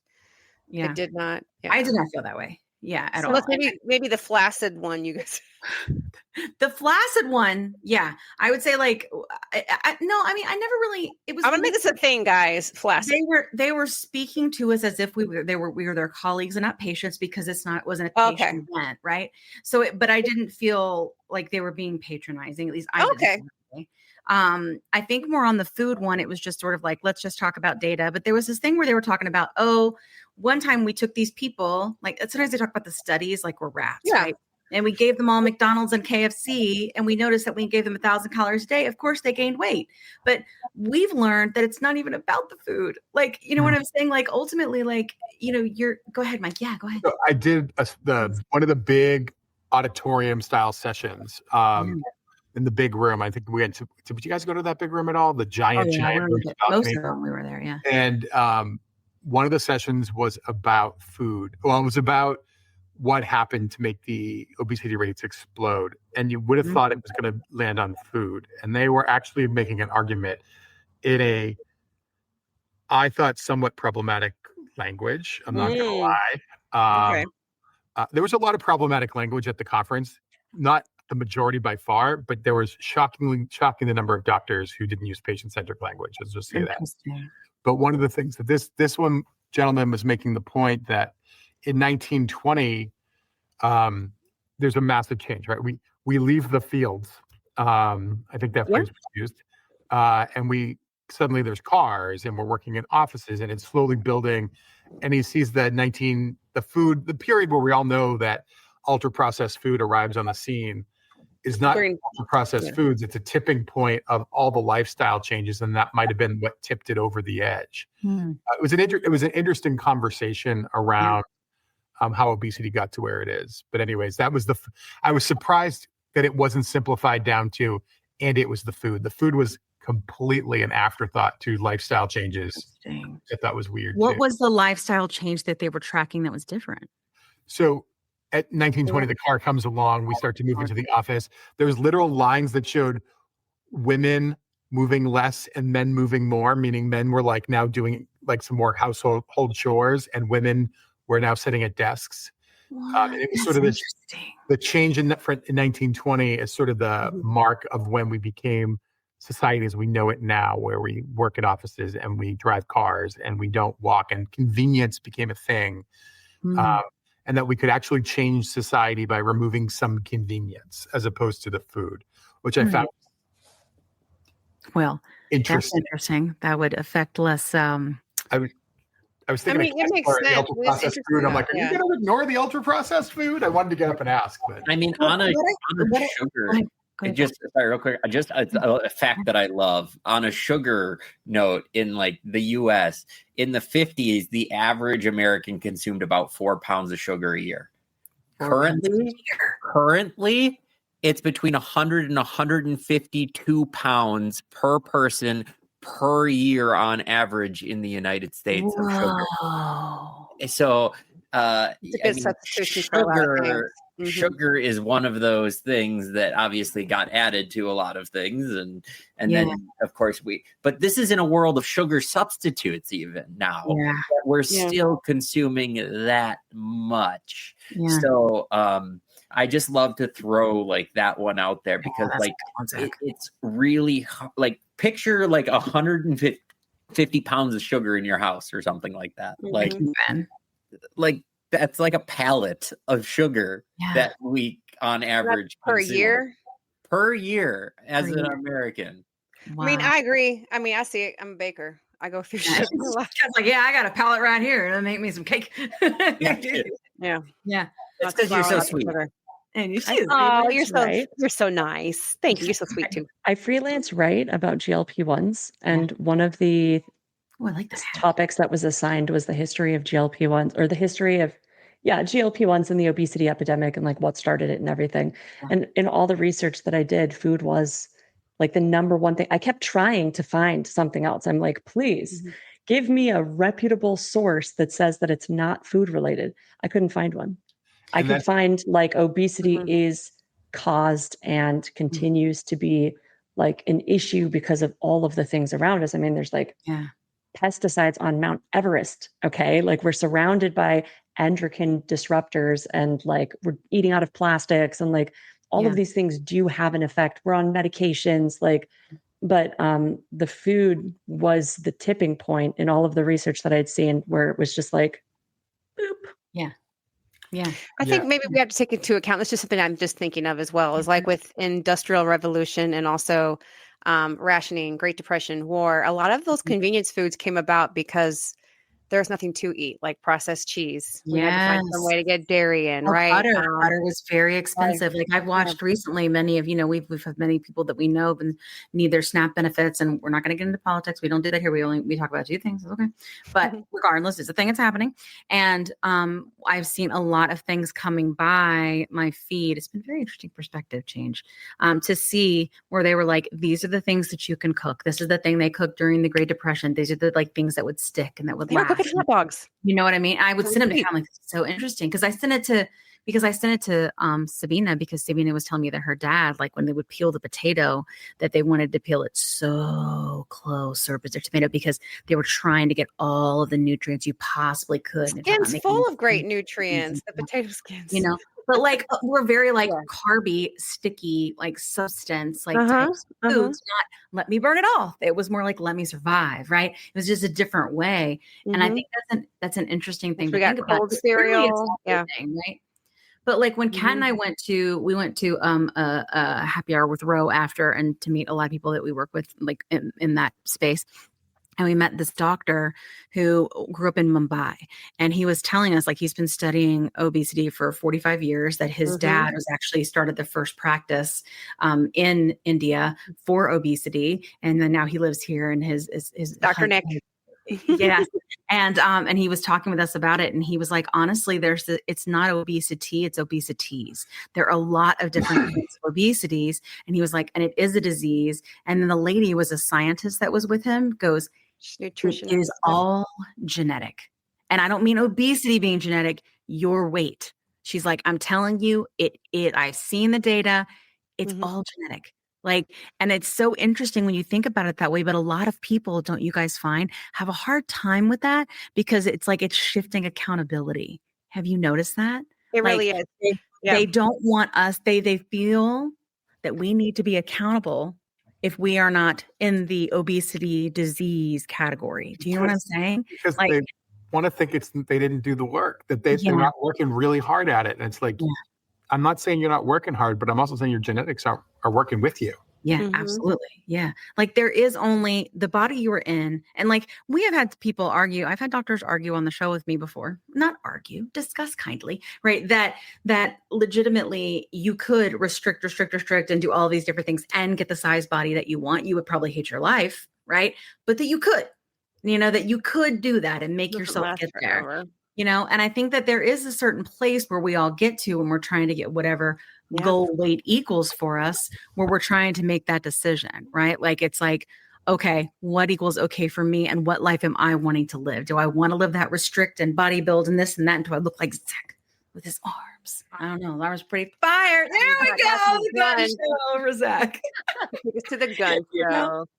But seriously, I mean, I think that's like something just for us to like all think about. And I think it's interesting. So what tell us a little bit more about the body roundness. Like, what did they say about BMI? Oh, so the Lancet Commission is the commission that looked at BMI, right? And so they had Dr. Robert, I'm gonna forget the last woman's name who argued against it. But if anyone's in the room who was there, if you can fill it in. But it was Dr. Robert Kushner, and Dr. Fatima Cody Stanford, who was just, in my mind, a goddess, one of the true gods of this profession. We missed that. That was a power one. We didn't miss shit. I'm getting her. they explained what they had done with the Lancet Commission to move beyond BMI, right? That looking back as far as Tuskegee to look at the racism built into the system, looking at we all know the racism built around BMI and how it doesn't take into account different racial differences in terms of on so many things. We looked at white children versus black children and obesity rates and all sorts of things, and they made the case very strongly for why this was the right move. And then the counterpoint got up. And immediately it was like, oh, wow, this is I understand why you think it's a mistake. All right. That this idea that this is an ongoing conversation, and if it stops right here, it's actually a huge error. And that how we measure body roundness in the doctor's office really, it still needs to be the scale. It's the only thing we can scale up really easily, right? Like we can't have DEXA scans in all the offices, et cetera, et cetera. So they were going back and forth. And eventually, and I thought this was one of those moments where I realized our lived experience and the medical lived experiences are very different. Her final point against Lancet was to say, look, there's some really easy tools you can do to measure body types in an office that don't cost much. And she pulled out and she said, this is an app called Me360. And she was explaining to them in the room. And I was sitting next to a doctor who I know well. And she leaned over and said, did you hear what the name of the app was? And I looked, and all the doctors in the room were trying to look up Me360. And I looked at her and I said, you guys don't know that? That's just common knowledge on TikTok. And it was really this amazing thing where they were super excited to learn about this app they could use with their patients. And I was like, we use it a lot for body dysmorphia issues so that people not having their face can disassociate their body with their shape. It was just, the whole thing was fire. The end result was, I'm really glad they did the work. I really hope it continues and it's not the final say. And the big worry is that by creating preclinical and clinical obesity, which are the new two sort of super categories, that we may have given the insurance companies a new tool to deny us medications.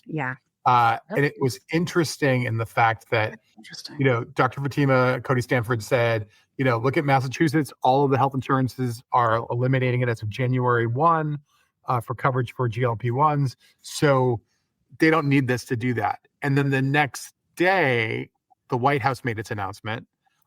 And that BMI of 35, I heard it.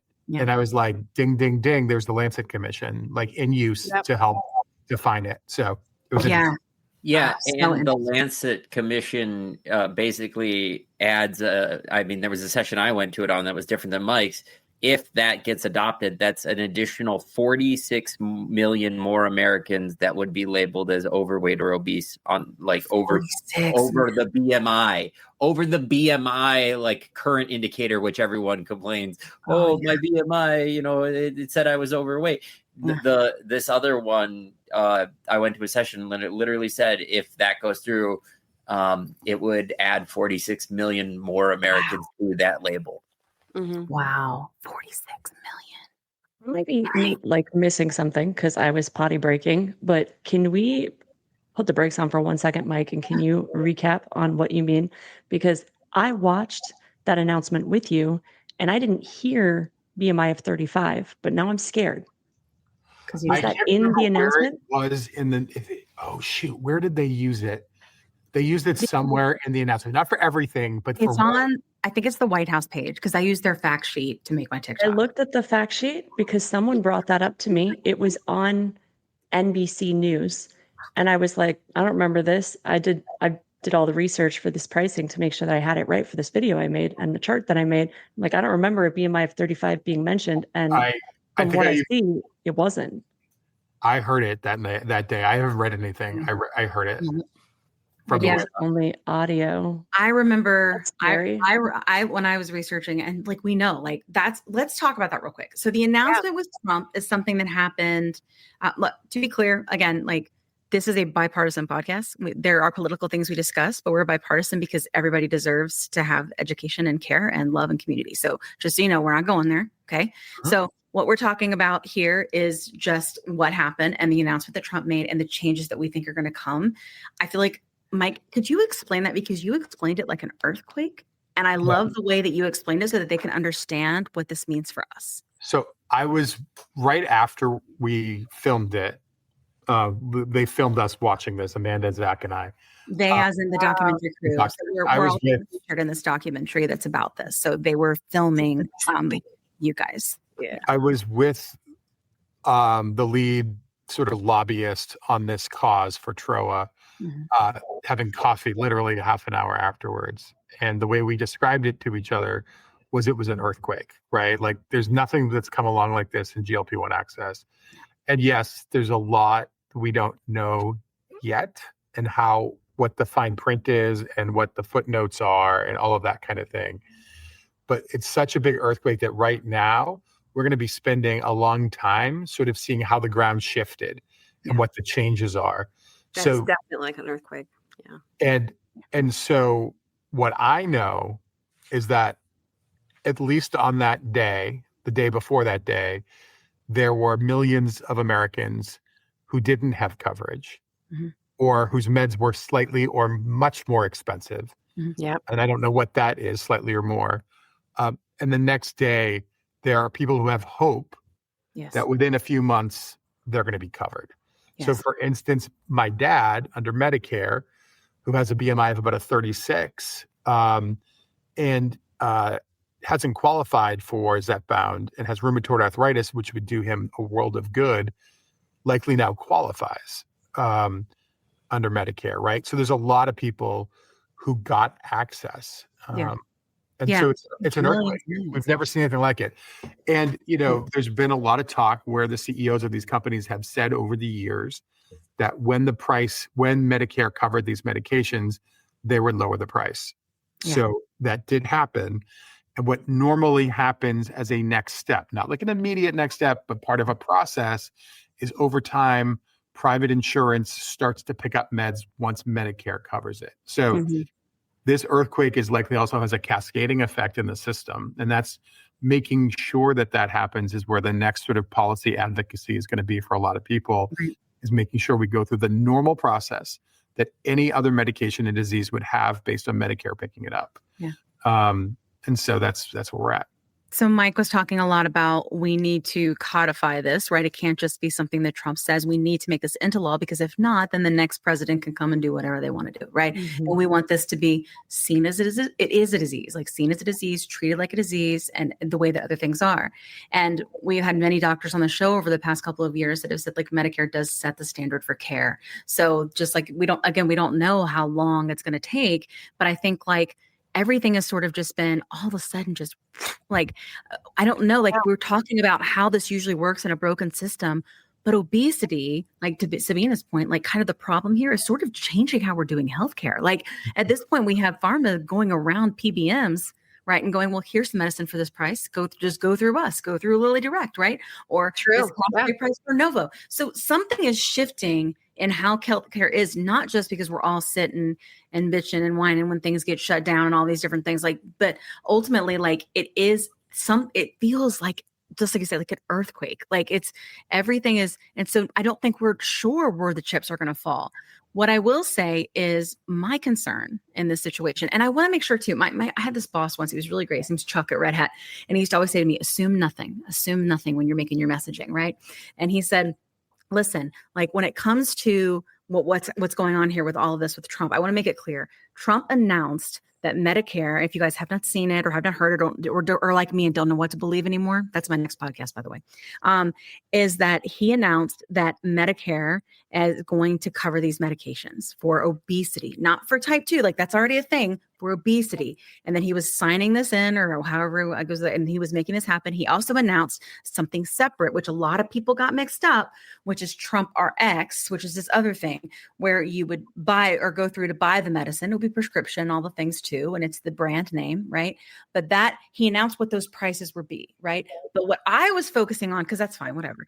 But what I was focused on, because what I heard was $50 for Medicare. I know for 3 years, that's what we've been fighting for, because Medicare sets the standard. And that was the system that we have and the system we work within. So that's what I heard. I heard all the other stuff. I was just like, yeah.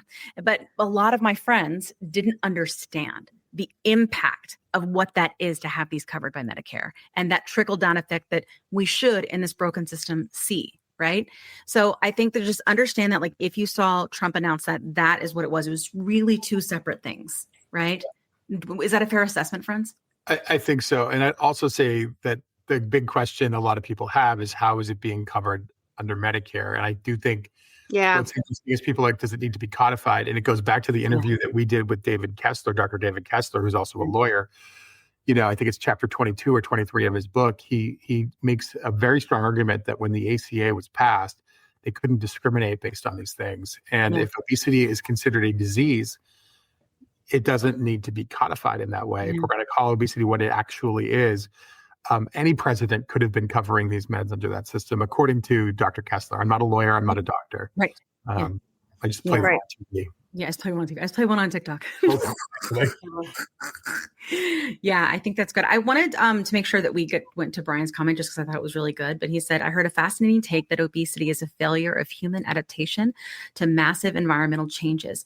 Many of us just designed for energy storage and scarcity, not expenditure. I don't know. Is that what you're saying? Yeah, Expenditure. And abundance. You're too smart. Well, it's because you're Dr. Brian now. You're using big words for me. You said exactly that at the conference. I heard that multiple times. You did. Yeah. Interesting, right? So interesting. I love it. All right. So I feel like we had a couple pins. I think we had a question.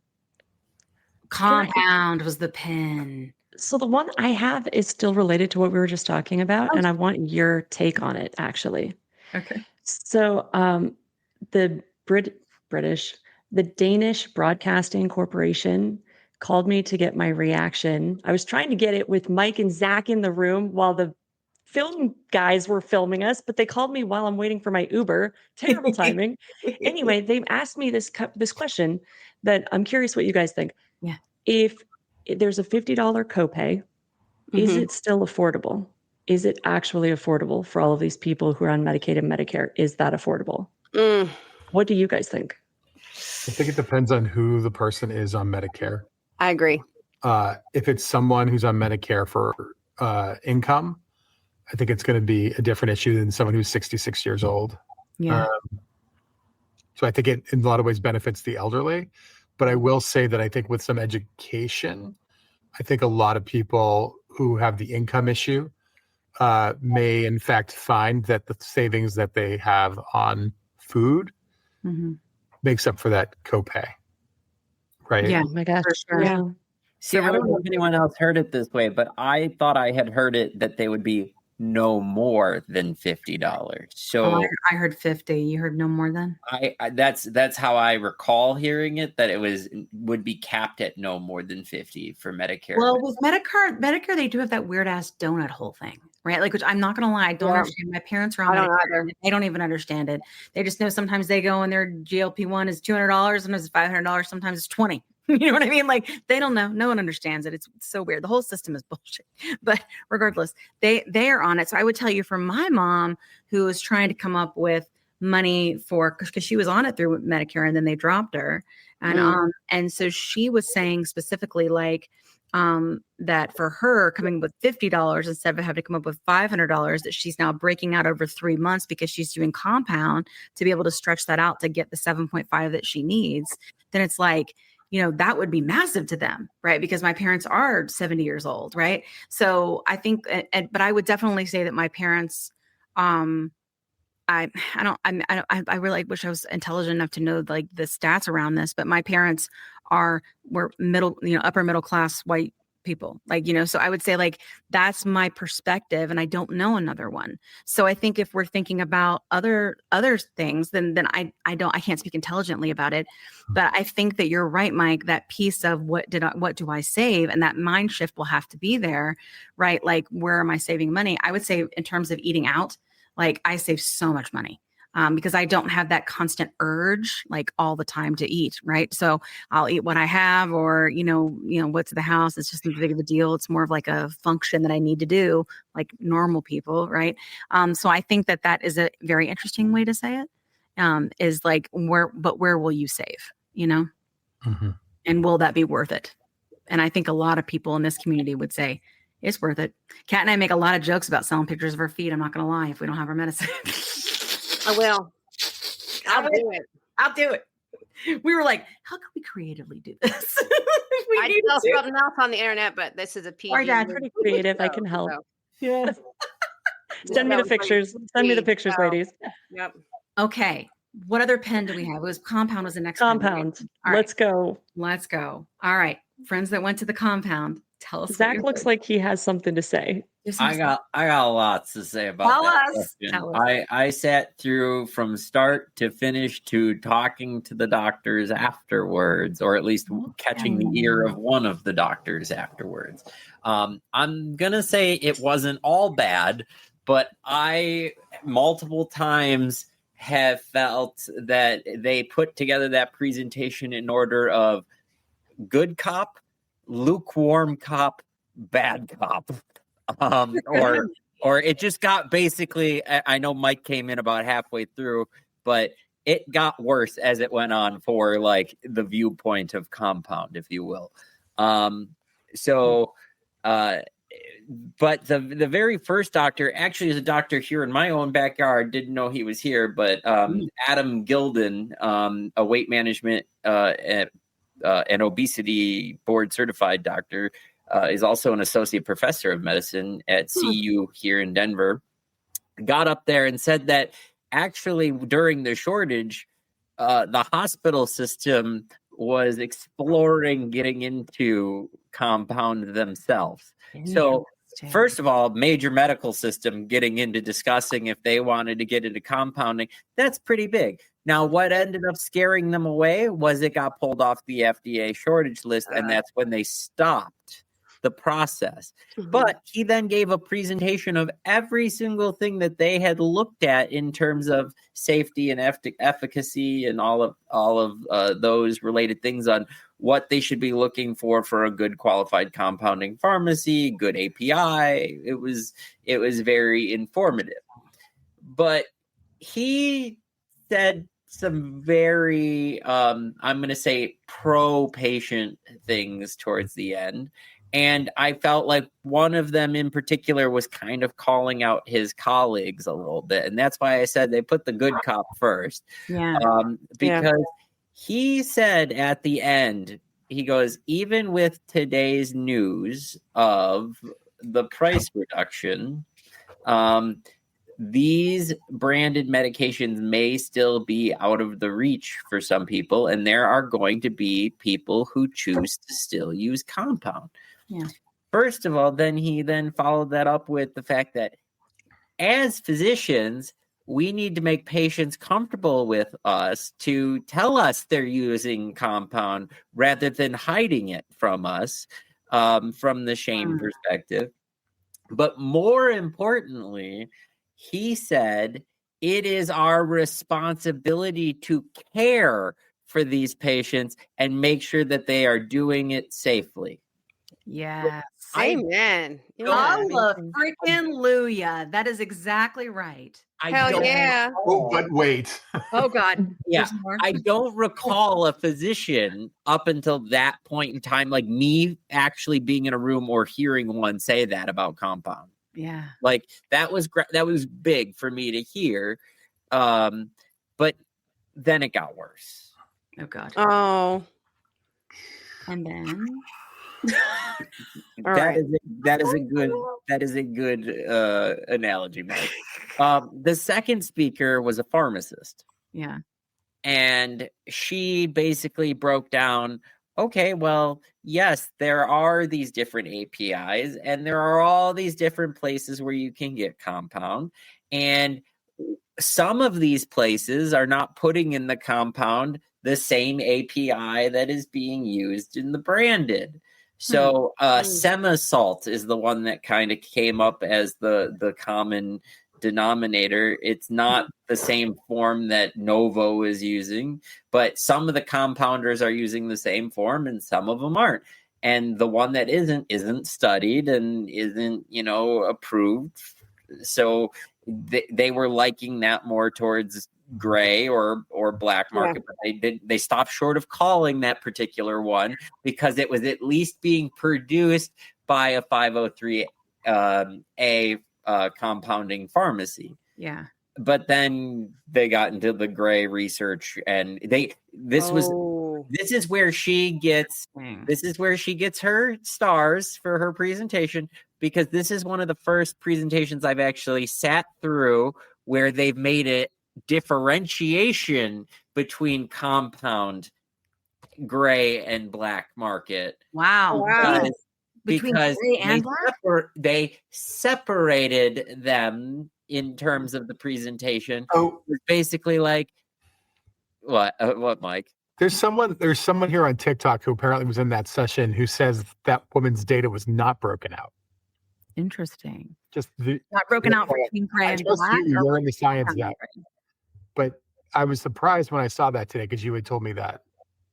gray? Interesting. I mean, it wasn't perfectly broken out, but it was broken out to the point where they did have a slide on gray and black market, and they called them the research grade loopholes, or research chemicals is the term she used for that. Okay. So yeah, no, the whole thing was about, though, her presentation as a pharmacist seemed to be around the adverse events and pulling this data about she called them dosing misadventures, as well, about how people didn't really know what their doses, and all of us have been on TikTok and we've said your dose is not your units. Yeah.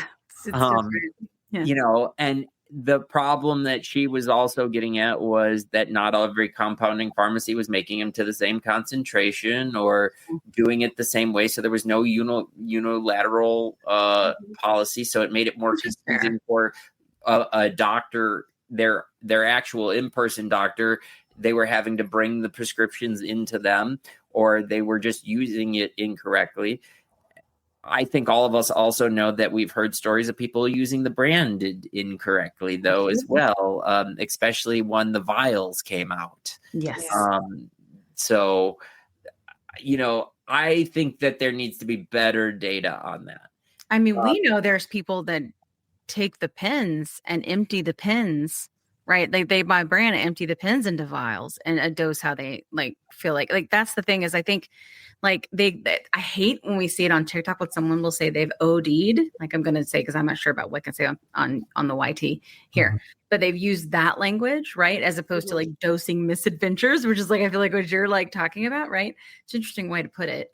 I'm wondering too, because that is the distinction that we've seen. So when we've done some great episodes on the podcast, investigation only, to be clear, where we were learning about from our gray friends, right, the difference between all of that. And so what they've told us, for those our listeners who are just listening, who haven't seen that episode, so we've talked about what is the gray market. And so my gray friends, or when I say our gray friends, we mean the gray community. They are a community in and of themselves, and they are also part of GLP-1 community, that they talk about how getting research grade peptides, which is domestic gray. And then they also have a difference where it's, from China or an API elsewhere, where they get that through peptide companies. And both of these ways, they come to you and you mix them up at home and you dose them accordingly on your own. There is no doctor. There is no oversight. If anything, they're from a patient perspective, and communities, they lean on each other for support in this area.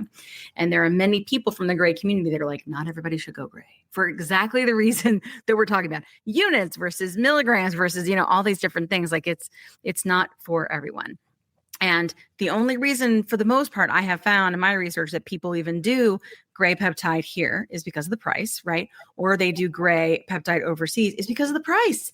And it's usually people, I think there are some people, we talked to Dave about in our last episode, where people maybe are doing this to get skinny. Okay, fine, whatever. Let's just, I don't think that's the majority of the people. I do think it's people who struggle metabolically for whatever reason or whatever spectrum, and they're sick and they just need their medicine. And they're trying to get it the best way that they can.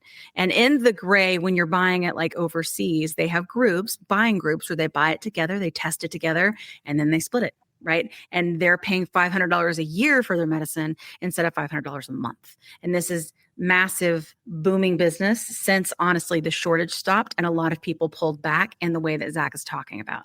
So that's been a big change. I can't help but wonder what this, more accessibility will do to the gray market or domestic gray or, overseas. I can't even speculate on that because my head's still exploding from what we just learned a week ago, I think the people doing gray will just keep doing gray. Yeah. Because once you start doing it, you see how much money you've saved and you're comfortable with it. And then there's no reason to stop unless laws change and things become more difficult to get.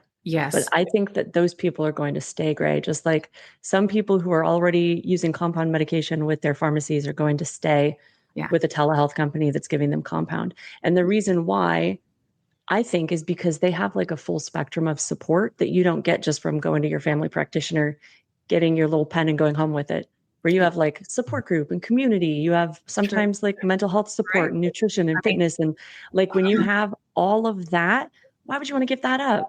Honestly, I'm pretty sure that's why Weight Watchers stayed in the market as long as they did as the leader, because that's exactly what they did. It was the diet you need forever, and you had the whole system baked in. Your community was there. You know, you went and did weigh-ins, and you did things with your community. You had friends. They went to your wedding. Like, it was all baked in. So I see where you're going with that. I also think that ultimately we do have friends that do gray that are peptides that have not been approved yet. So we have friends that do peptides that are like what is it called? Cagrilintide, right? Or they do Retta, right? We want to be careful saying that, but they do Retta, right? And Retta has not been approved by the FDA for anything yet. So those people, I think, are, if they feel success with that, are going to keep doing it. But most people I've talked to in gray have all still said to me, most people, that it is a last resort. Like, it is a last resort. But I really do think that if you give people the choice, right? $25 at your pharmacy, I do think for the most part, they're going to go that direction. Unless it's, again, I agree. different peptide, different reasons. You know what I mean? And isn't that the dream? I mean, despite all of everything that's going on right now, the dream is for all of us to be able to get a prescription from our doctor that we're qualified for, and walk in without a PA net process necessary into our CVS or Walgreens or a local pharmacy and pick up a box for $25 to $50. Like that is what we need to continue to fight for. Yes. Yeah. And I think we have other people in the community that support the community in different ways, right? Whether it is, understanding these things because they don't have access, right? Because of this massive issue and I think that for a lot of us here, what we're trying to do is move that needle, right? We're trying to move access and quality care, which is why we want TROA to pass too, because there's a lot of pieces of care that people are very worthy and deserving, and that is necessary, not just being on these medicines, but because they have the disease. And there's a lot of limitations, right, with Medicare right now. And we want that to change. We want that to get better. All right. What other pins do we miss, friends? Else? I would say, let me put one in that's hasn't been said, but let's do it. I think it's one that people will be super interested in. And Zach and I have some disagreements on it, but Dr. Mitch Bierman out of San Diego did a paper. It's more than a case study, which is a single case, less than a study, right? Because it's only 30 people out of his clinic. But he looked at people under BMI of 35 or 35 and under, who had reached either their health goals, or they had reached their goal weight, or two of the three of these, or they wanted to come off meds. And as long as they met either their health goal, their weight goal, he would take them off. And of the 26, he dosed them at every other week. And of the 30, 26 of them did not gain weight after a year. 4 of them did. It was an interesting study that they're going to, the goal of this is to start to bring it in to have it further researched out. Yeah. But one of the things that I really took away from the conference was how many things like that if you live in the TikTok or the YouTube community and you absorb lots and lots of cases like we do, where we listen to tons of people's stories, how many things we sort of accept here as sort of like, oh yeah, we kind of know this. So many of the studies that we saw were that they were just trying to put a data point and study on our lived experience. So Dr. Desmina, I can't remember her last name, it begins with a B, out of UC Davis, was funded by Known Well Clinics, and did a study looking at how our food choices change after 6 months. Now, we all know that we all move towards whole foods, but to actually be building towards that, or how when we started GLP-1, there was another study about how many of us are doing more exercise as a result of it, right? So they're taking all the things that we see every day by looking at TikTok videos, and actually meaning that they're not just our old wives' tale. Well, my friends on TikTok say it's this. Yeah, doctors are actually starting to quantify what we're seeing to actually say this is accurate, and this is sort of a, 25 people say if you shoot it in your butt above the back, then you get no side effects, right? Like they're trying to sort those myths from TikTok to the reality of it. That's really interesting though, That right? is interesting. Yeah. There were so many interesting studies. And let me just say up front, like as I cite those two in particular, Desmina B and Dr. Bierman, both of those were people who Zach and I engaged with and then sort of said like, hey, we're really interested. And then went out of their way during the conference. Like Dr. Bierman spent like 2.5 hours with us at dinner one night. Yeah, he went to dinner with us. Yeah. Just chatting about it. I want to say her last name. It's Desmina. Like we grabbed us in the hallway a couple times just to like get our information. She's following us on TikTok. I'm following her on LinkedIn. Like that was the experience. But I do want to say before we wrap up, that when we keep saying we want more people there, we should also acknowledge how we all got there, right? Yeah. Kat, Kim, and Amanda have podcasts and were able to get in on a media credential. Yes. Zach works in this space and he was able to do it. I was lucky enough to have a company, Sika in my case, who wanted to sponsor me to be there. The conference costs like $700-800 just to register for it. Yeah. That doesn't include next year in San Diego, the hotels, the flights, all those kinds of things. So it's not for everybody, not because they don't all belong there, but because the barriers are so high for affordability. I would say though, if you think about it, Mike, though, like so as a product marketer who often is planning launches and stuff like around events, most of the time the value that we get as product marketers and as a company are creating events around the major event as opposed to the big event. And if like we sort of did that like with Downsize, even though I couldn't come because stupid work. Sorry, Dad. Sorry, everybody. I'm sorry, work, but you didn't let me off. But regardless, like, it is a thing. I forget, like people are probably watching. But I couldn't come, but they did that though. They had like a meetup, and I'm wondering if there's an option for when that happens to have something outside of it, right, that is less expensive or that is sponsored by maybe like those brands, right? Like BioCare had events throughout the week, but we had so much more than one meetup. It was like an everyday, couple days there were like multiple meetups. Yeah. Event. And honestly, the BioCare that made it. Right. I am in love with these girls. Seriously, they were like my lifeline on the first day. They were so supportive and amazing coming there and setting that up. They didn't even go to Obesity Week. They just came to like make community happen, right? It's like people came out to see them. And we went out to a bar and we went out and got tacos. They did like a walk and talk at the park. They were amazing. And it made the whole experience that much more worth it because it wasn't just going and talking to doctors who I also talked to Mitch and I saw that presentation. I thought that was amazing. I'm hopefully going to have him on the podcast because he's fantastic. But to be able to spend that time with community, it, like, I don't know. Yeah, I don't know. It's just that much more worth it. There's other community events that are out there. And so what I hope from all of us is that we think about how we, at most other conferences like this, there are patient voices on the panels that are getting invitations. And looking at what Kim and Kat and Amanda have done of building platforms for themselves and being able to get media passes is a great way to get yourself in the conversations. And for those of us that have been in there, to also lift other people up when people say, hey, I need a patient voice. Maybe it's not us if we can automatically get there because of our press pass, that we say, you need to talk to so-and-so. That would be the perfect person for your panel. So that we lift each other up as a community. Yes. Figure out as many people as we can get there by not just focusing on ourselves, but thinking about the larger audience. Yes, absolutely. And I think that and one of the things that I loved that Amanda did from the beginning is thinking about sort of like the collective and how we can do all this together, because like that is what it's going to take. And I think, I do that quite a lot, what you're talking about. Like, I think it's so important. And it's not just because I can't be everywhere, but it's also because it shouldn't just be me and my story. It shouldn't just be her story. It should be our story. Right. It's all of our stories. Movement. We're getting all gushy, I know, but like every person that I met, I was like, oh my God, I feel like we've just been friends forever. Like it just felt so natural. When Kat came up to me, I wasn't even surprised. I was just like, oh, hey, Kat. Like, hey, girl. I hugged her. I hugged her out of nowhere. She's like, hi, hang on.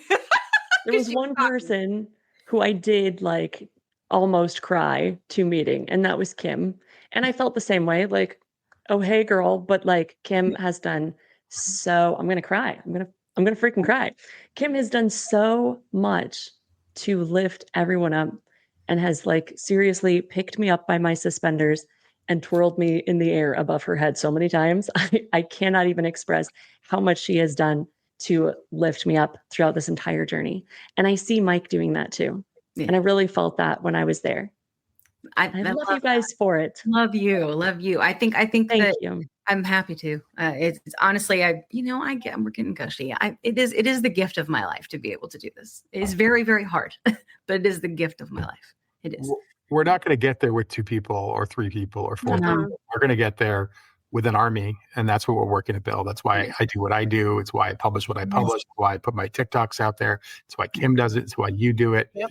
It's why 1,000 other people are doing it on TikTok. Together, we can get there. And we just need more. And so if you're listening to this now and you've been thinking about it, just start. And I think it can feel like in the beginning too, when you are just starting and maybe you're putting a lot of time and effort into like making content and stories or platforms or podcasts or whatever it may be. Guys, I'm telling you, I built this podcast to being in the 1% with Kat, right? Like we built this. I was on live hustling my face off every day to get people to come. My girl was on live all the time. Like, I remember when Kim was sick and Kim didn't see me. I would chime in live. I'm like, Kim, go to bed. Well, people ask me like, how do I do it? I'm like, I legitimately go to bed. I was constantly on live. It's what Zach said at the beginning. Yeah. When you tell your story, it starts a snowball and it eventually becomes an avalanche. Yes. And I know that's what it was for me. I never came on to like become an advocate. I came on to find support. Yes. And it grew into something. And I think that's true for all of us. Yeah, absolutely. So if you're not sharing your story and you are so inclined, you'd be shocked at how it can change the world. Yeah, absolutely. And don't advocate. Good. What'd you say? I had no social media. I knew that people were having issues. I started that petition because I was like, holy shit, these people need help. And then I got on social media because I was like, hopefully this will help me reach more people. That's what social media does, right? I don't know because I never used it before, but I got on to advocate. Yeah. Yeah. And then I found other people with their stories and I was like, wow, this makes me want to come out of my own closet. It was amazing. Before we wrap up, Linda said something, and I think it's super, super important because it's probably the biggest takeaway I had from the conference, which is on social media right now, we talk about this as a one-dimensional sort of thing. There's Wegovy, there's Zepbound, and maybe there's Retta coming down the pike. Right. That is not what the conference was saying. What the conference is saying, we are at the cusp of something amazing called personalized medicine, where there's going to be like 7, 8, 9 treatments in a very short window. We're seeing an obesity medicine doctor is going to be really important because you need to find out which one's right for you based on your phenotype of your obesity. Right. There's so many meds. When we talk about Amgen and Maritide, and we talk about Cadrosema, and we talk about Orflugabra, they're all. I know what you're talking about. Dave says it perfect. Amylins, like, geez. Yeah, I mean, we've been thinking about the glucagon, right? We've been thinking about Retta, and it's like GLP-1, GIP, and glucagon. The world is thinking about amylin. We're already past Retta. Yeah. Like, there's so much excitement coming, and that was the theme of the conference. They literally had an amylin adventure thing. Like, oh, I didn't see that. That's cool. Yeah, Zach saw that. I went to a 2-hour dinner on amylin, and it was literally like 6 different amylins that they were studying, and the results on all of it. Yeah. Which Cagra is one of them, Cadrosema, which I think in Novo's Q4 earnings saying they filed for approval. Here we go. So like that, the first amylin one could be here before we know it. Yeah. Before I get mushy, I just wanted to throw a few other gems out there quickly. Please do. Yes. Throw out the gems. I was in a session, and one of the things that was said was efficacy is not tolerability. Which is actually really nice to hear from the research community, because like obviously like we want all of these really powerful medications to treat obesity, but if patients are dropping off of them because they're not tolerable for us, that might be the one that gets put back on the shelf until they can figure out how to manage the side effects with it, or are the side effects manageable with it. So that was very interesting to hear from the data perspective. from a session standpoint, I went to a whole 5 sessions in a row on muscle tissue. And there was one that completely blew my mind about muscle loss in particular, and how, this has been a hot topic. Oh my, you're going to lose all your muscle mass, blah, blah, blah. Well, that doctor's presentation was on, well, yeah, if you're in a voluntary weight loss period, you're going to have voluntary muscle loss as well. Yeah. And there's like a reasonable percentage for men and women based on that is expected to lose. And oh, by the way, because we're obese, we have more muscle. And as we get smaller, we need less muscle was part of it. But the other real mind-blowing part of it was learning about intramuscular adipose tissue, that we lose adipose tissue in our muscles, and we might be losing muscle, but our muscle quality might be increasing. Wow. And that I went to another session where they didn't want to set protein requirements yet for GLP-1 RA patients, because the data is still evolving on trying to figure out the muscle loss. And someone got up to the mic at the end of that session and said, so as a whole medical community, did we blow out of proportion the threat of muscle loss? Yeah. All of the presenters said, yes, it's a risk. You got to make sure that it's within a reason. But it seemed like right now the data seemingly pointing that it was blown up proportion. And for me to hear a medical group, a body kind of admit to something like facts changing. Yes. I reserve the right to change my mind. I love that. Yeah. It was very big. And then I'm going to say the last day, bariatrics, which is my realm. It's both bariatrics and GLP, but I've been more into the bariatric space. I listened to a very interesting session from Stanford Medical, who is completely rebranded and redid how they're doing their weight management care. They've merged endocrinology and weight management into the same unit, and they call it lifestyle and weight management. I know you don't like the phrase lifestyle, but honestly, moving those disciplinaries all together in the same practice was huge. And he said surgery numbers are down, but their number of patients has skyrocketed by the thousands that they're seeing because of this change. So to me, that's more patients that are getting treatment. And he said that patients don't fail treatments fail patients. Yeah, I've been hearing that quite a bit. And multiple times. That was really big. He said if like say the surgery happened to not work for that patient, he said it was up to them to go back to the toolkit to try and find something else for that patient. Yeah, for sure. And as someone who's had a very bumpy surgical road, that was very big to hear, because the narrative previously used to be, this is your tool. If it fails, it's because you failed the tool. Yeah. And so I'm glad to see that is changing. I will say personally, the conference gave me a lot to think about, especially with my body composition results from Sika. I know we're out of time, so we'll talk about that at another point. But I'll give you a plus side Zach exclusive. Okay. I love that. When I got home yesterday, I actually submitted a consult request for skin removal. Oh, did you? And that was because of all the stuff from Obesity Week, because I'm eons past where I ever felt that I would be at this point. Now, I don't know if I'll go through with it or whatever, but I am going to go through with the consult. Yeah, absolutely. That's the first step. And find out just exactly what, or if I am ready. But after getting a DEXA scan that had me at 12.3% body fat and a Sika scan that had me at 8.6, I can tell you I don't need to get any leaner.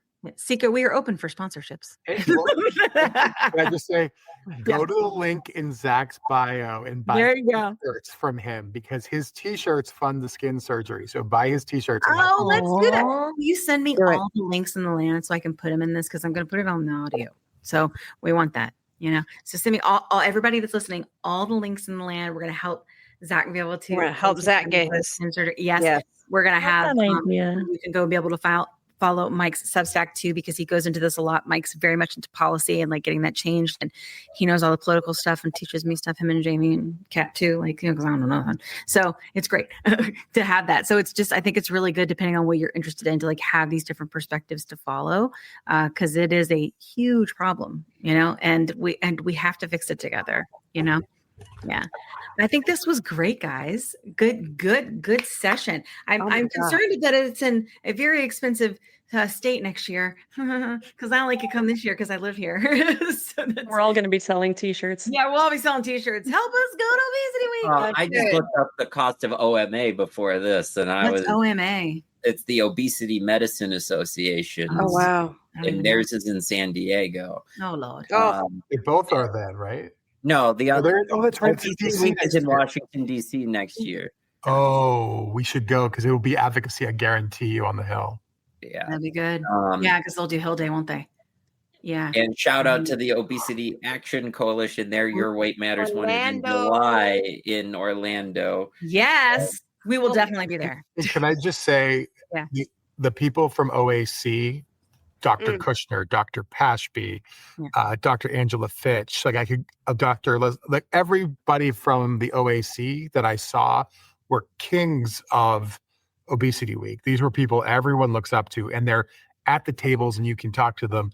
And once you go to OAC, it made this conference so much more richer, because we had relationships with so many of them, because that is where they focus on the patients. So OAC's conference in July, sign up for that one. It is the warmest, chill, amazing.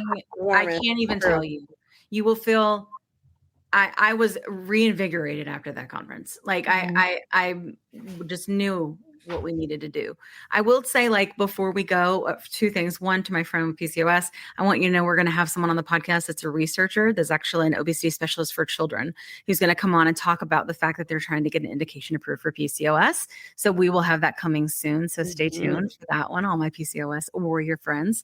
The other thing I want to say is that I would love to ask the community for a little bit of help here. A lot of us can say that we sort of had this, like, sort of these platforms and this opportunities sort of put in a place where we can do good things, right?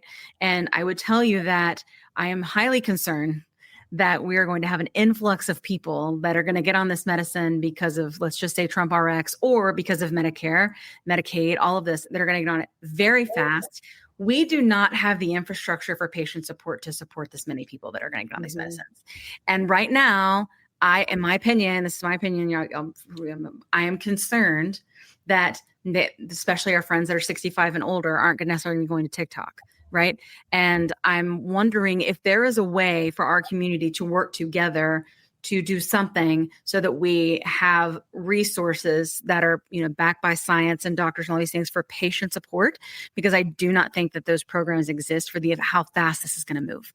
And I would love for us all to just sort of brainstorm that and think, like, what are ways that the plus sides or Mike or any of us, what can we do about that?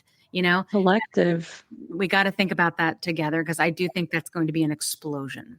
Facebook. Collective has a monthly support group that I will say the majority of people who come are much older, because they're not on social media and they're looking for support, which is why I started it in the first place. Yes. But there are educational resources on there too, because people are looking for resources a lot. Like, a lot of people come to the support group just to ask about side effects.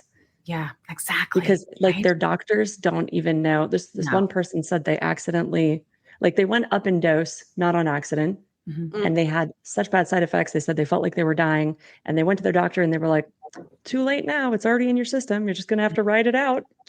No, well, yeah. I think we're going to see a lot of that. So I do think we're going to tell them about the Collective, the nonprofit that was built to help support these people. Yeah, that's great. And I think, And I don't know if it's how we advertise that, or if we partner with clinicians, or if we partner with, these hospital systems, or what we do where they can know there's this place to go, because they can tell these patients all day long, come to me and ask me these questions. They are not going to go to them. They are not. They're going to go to us, because the patient trust between patient and clinician is broken. But we do, I think, have a responsibility, at least what I'm very passionate about right now, is trying to find a way to mend that, right? And so I want to make sure that when we're talking with people and we're talking about side effects, that we are giving them the language and the education and the confidence to have this discussion with their clinician to discuss what it is that they need to do, because this is a disease. This is a chronic disease. You're going to have it your whole life, unfortunately, right? Let's hope something comes up and our people don't have to suffer anymore, but it is. And so because of that, you need to be able to have these conversations and advocate for what you need. So I don't know what that is, but I think ideas around that as a community, I think that we should try to come up with that together, of how we solve for that gap, because it's going to be huge, and that's my perspective anyway. Is that like a little doom and gloom, but to end on? No, I don't think it's a doom and gloom at all. I think it's let's come together. We can fix this. Together right now. Love it. Okay. Good talk, friends. Yay. All right. Takeaways. Go follow everybody here on all the platforms. I'm going to put all the links in here once I get them all. Okay. And then buy Zach Niemiec's stuff so he can get Zach Niemiec.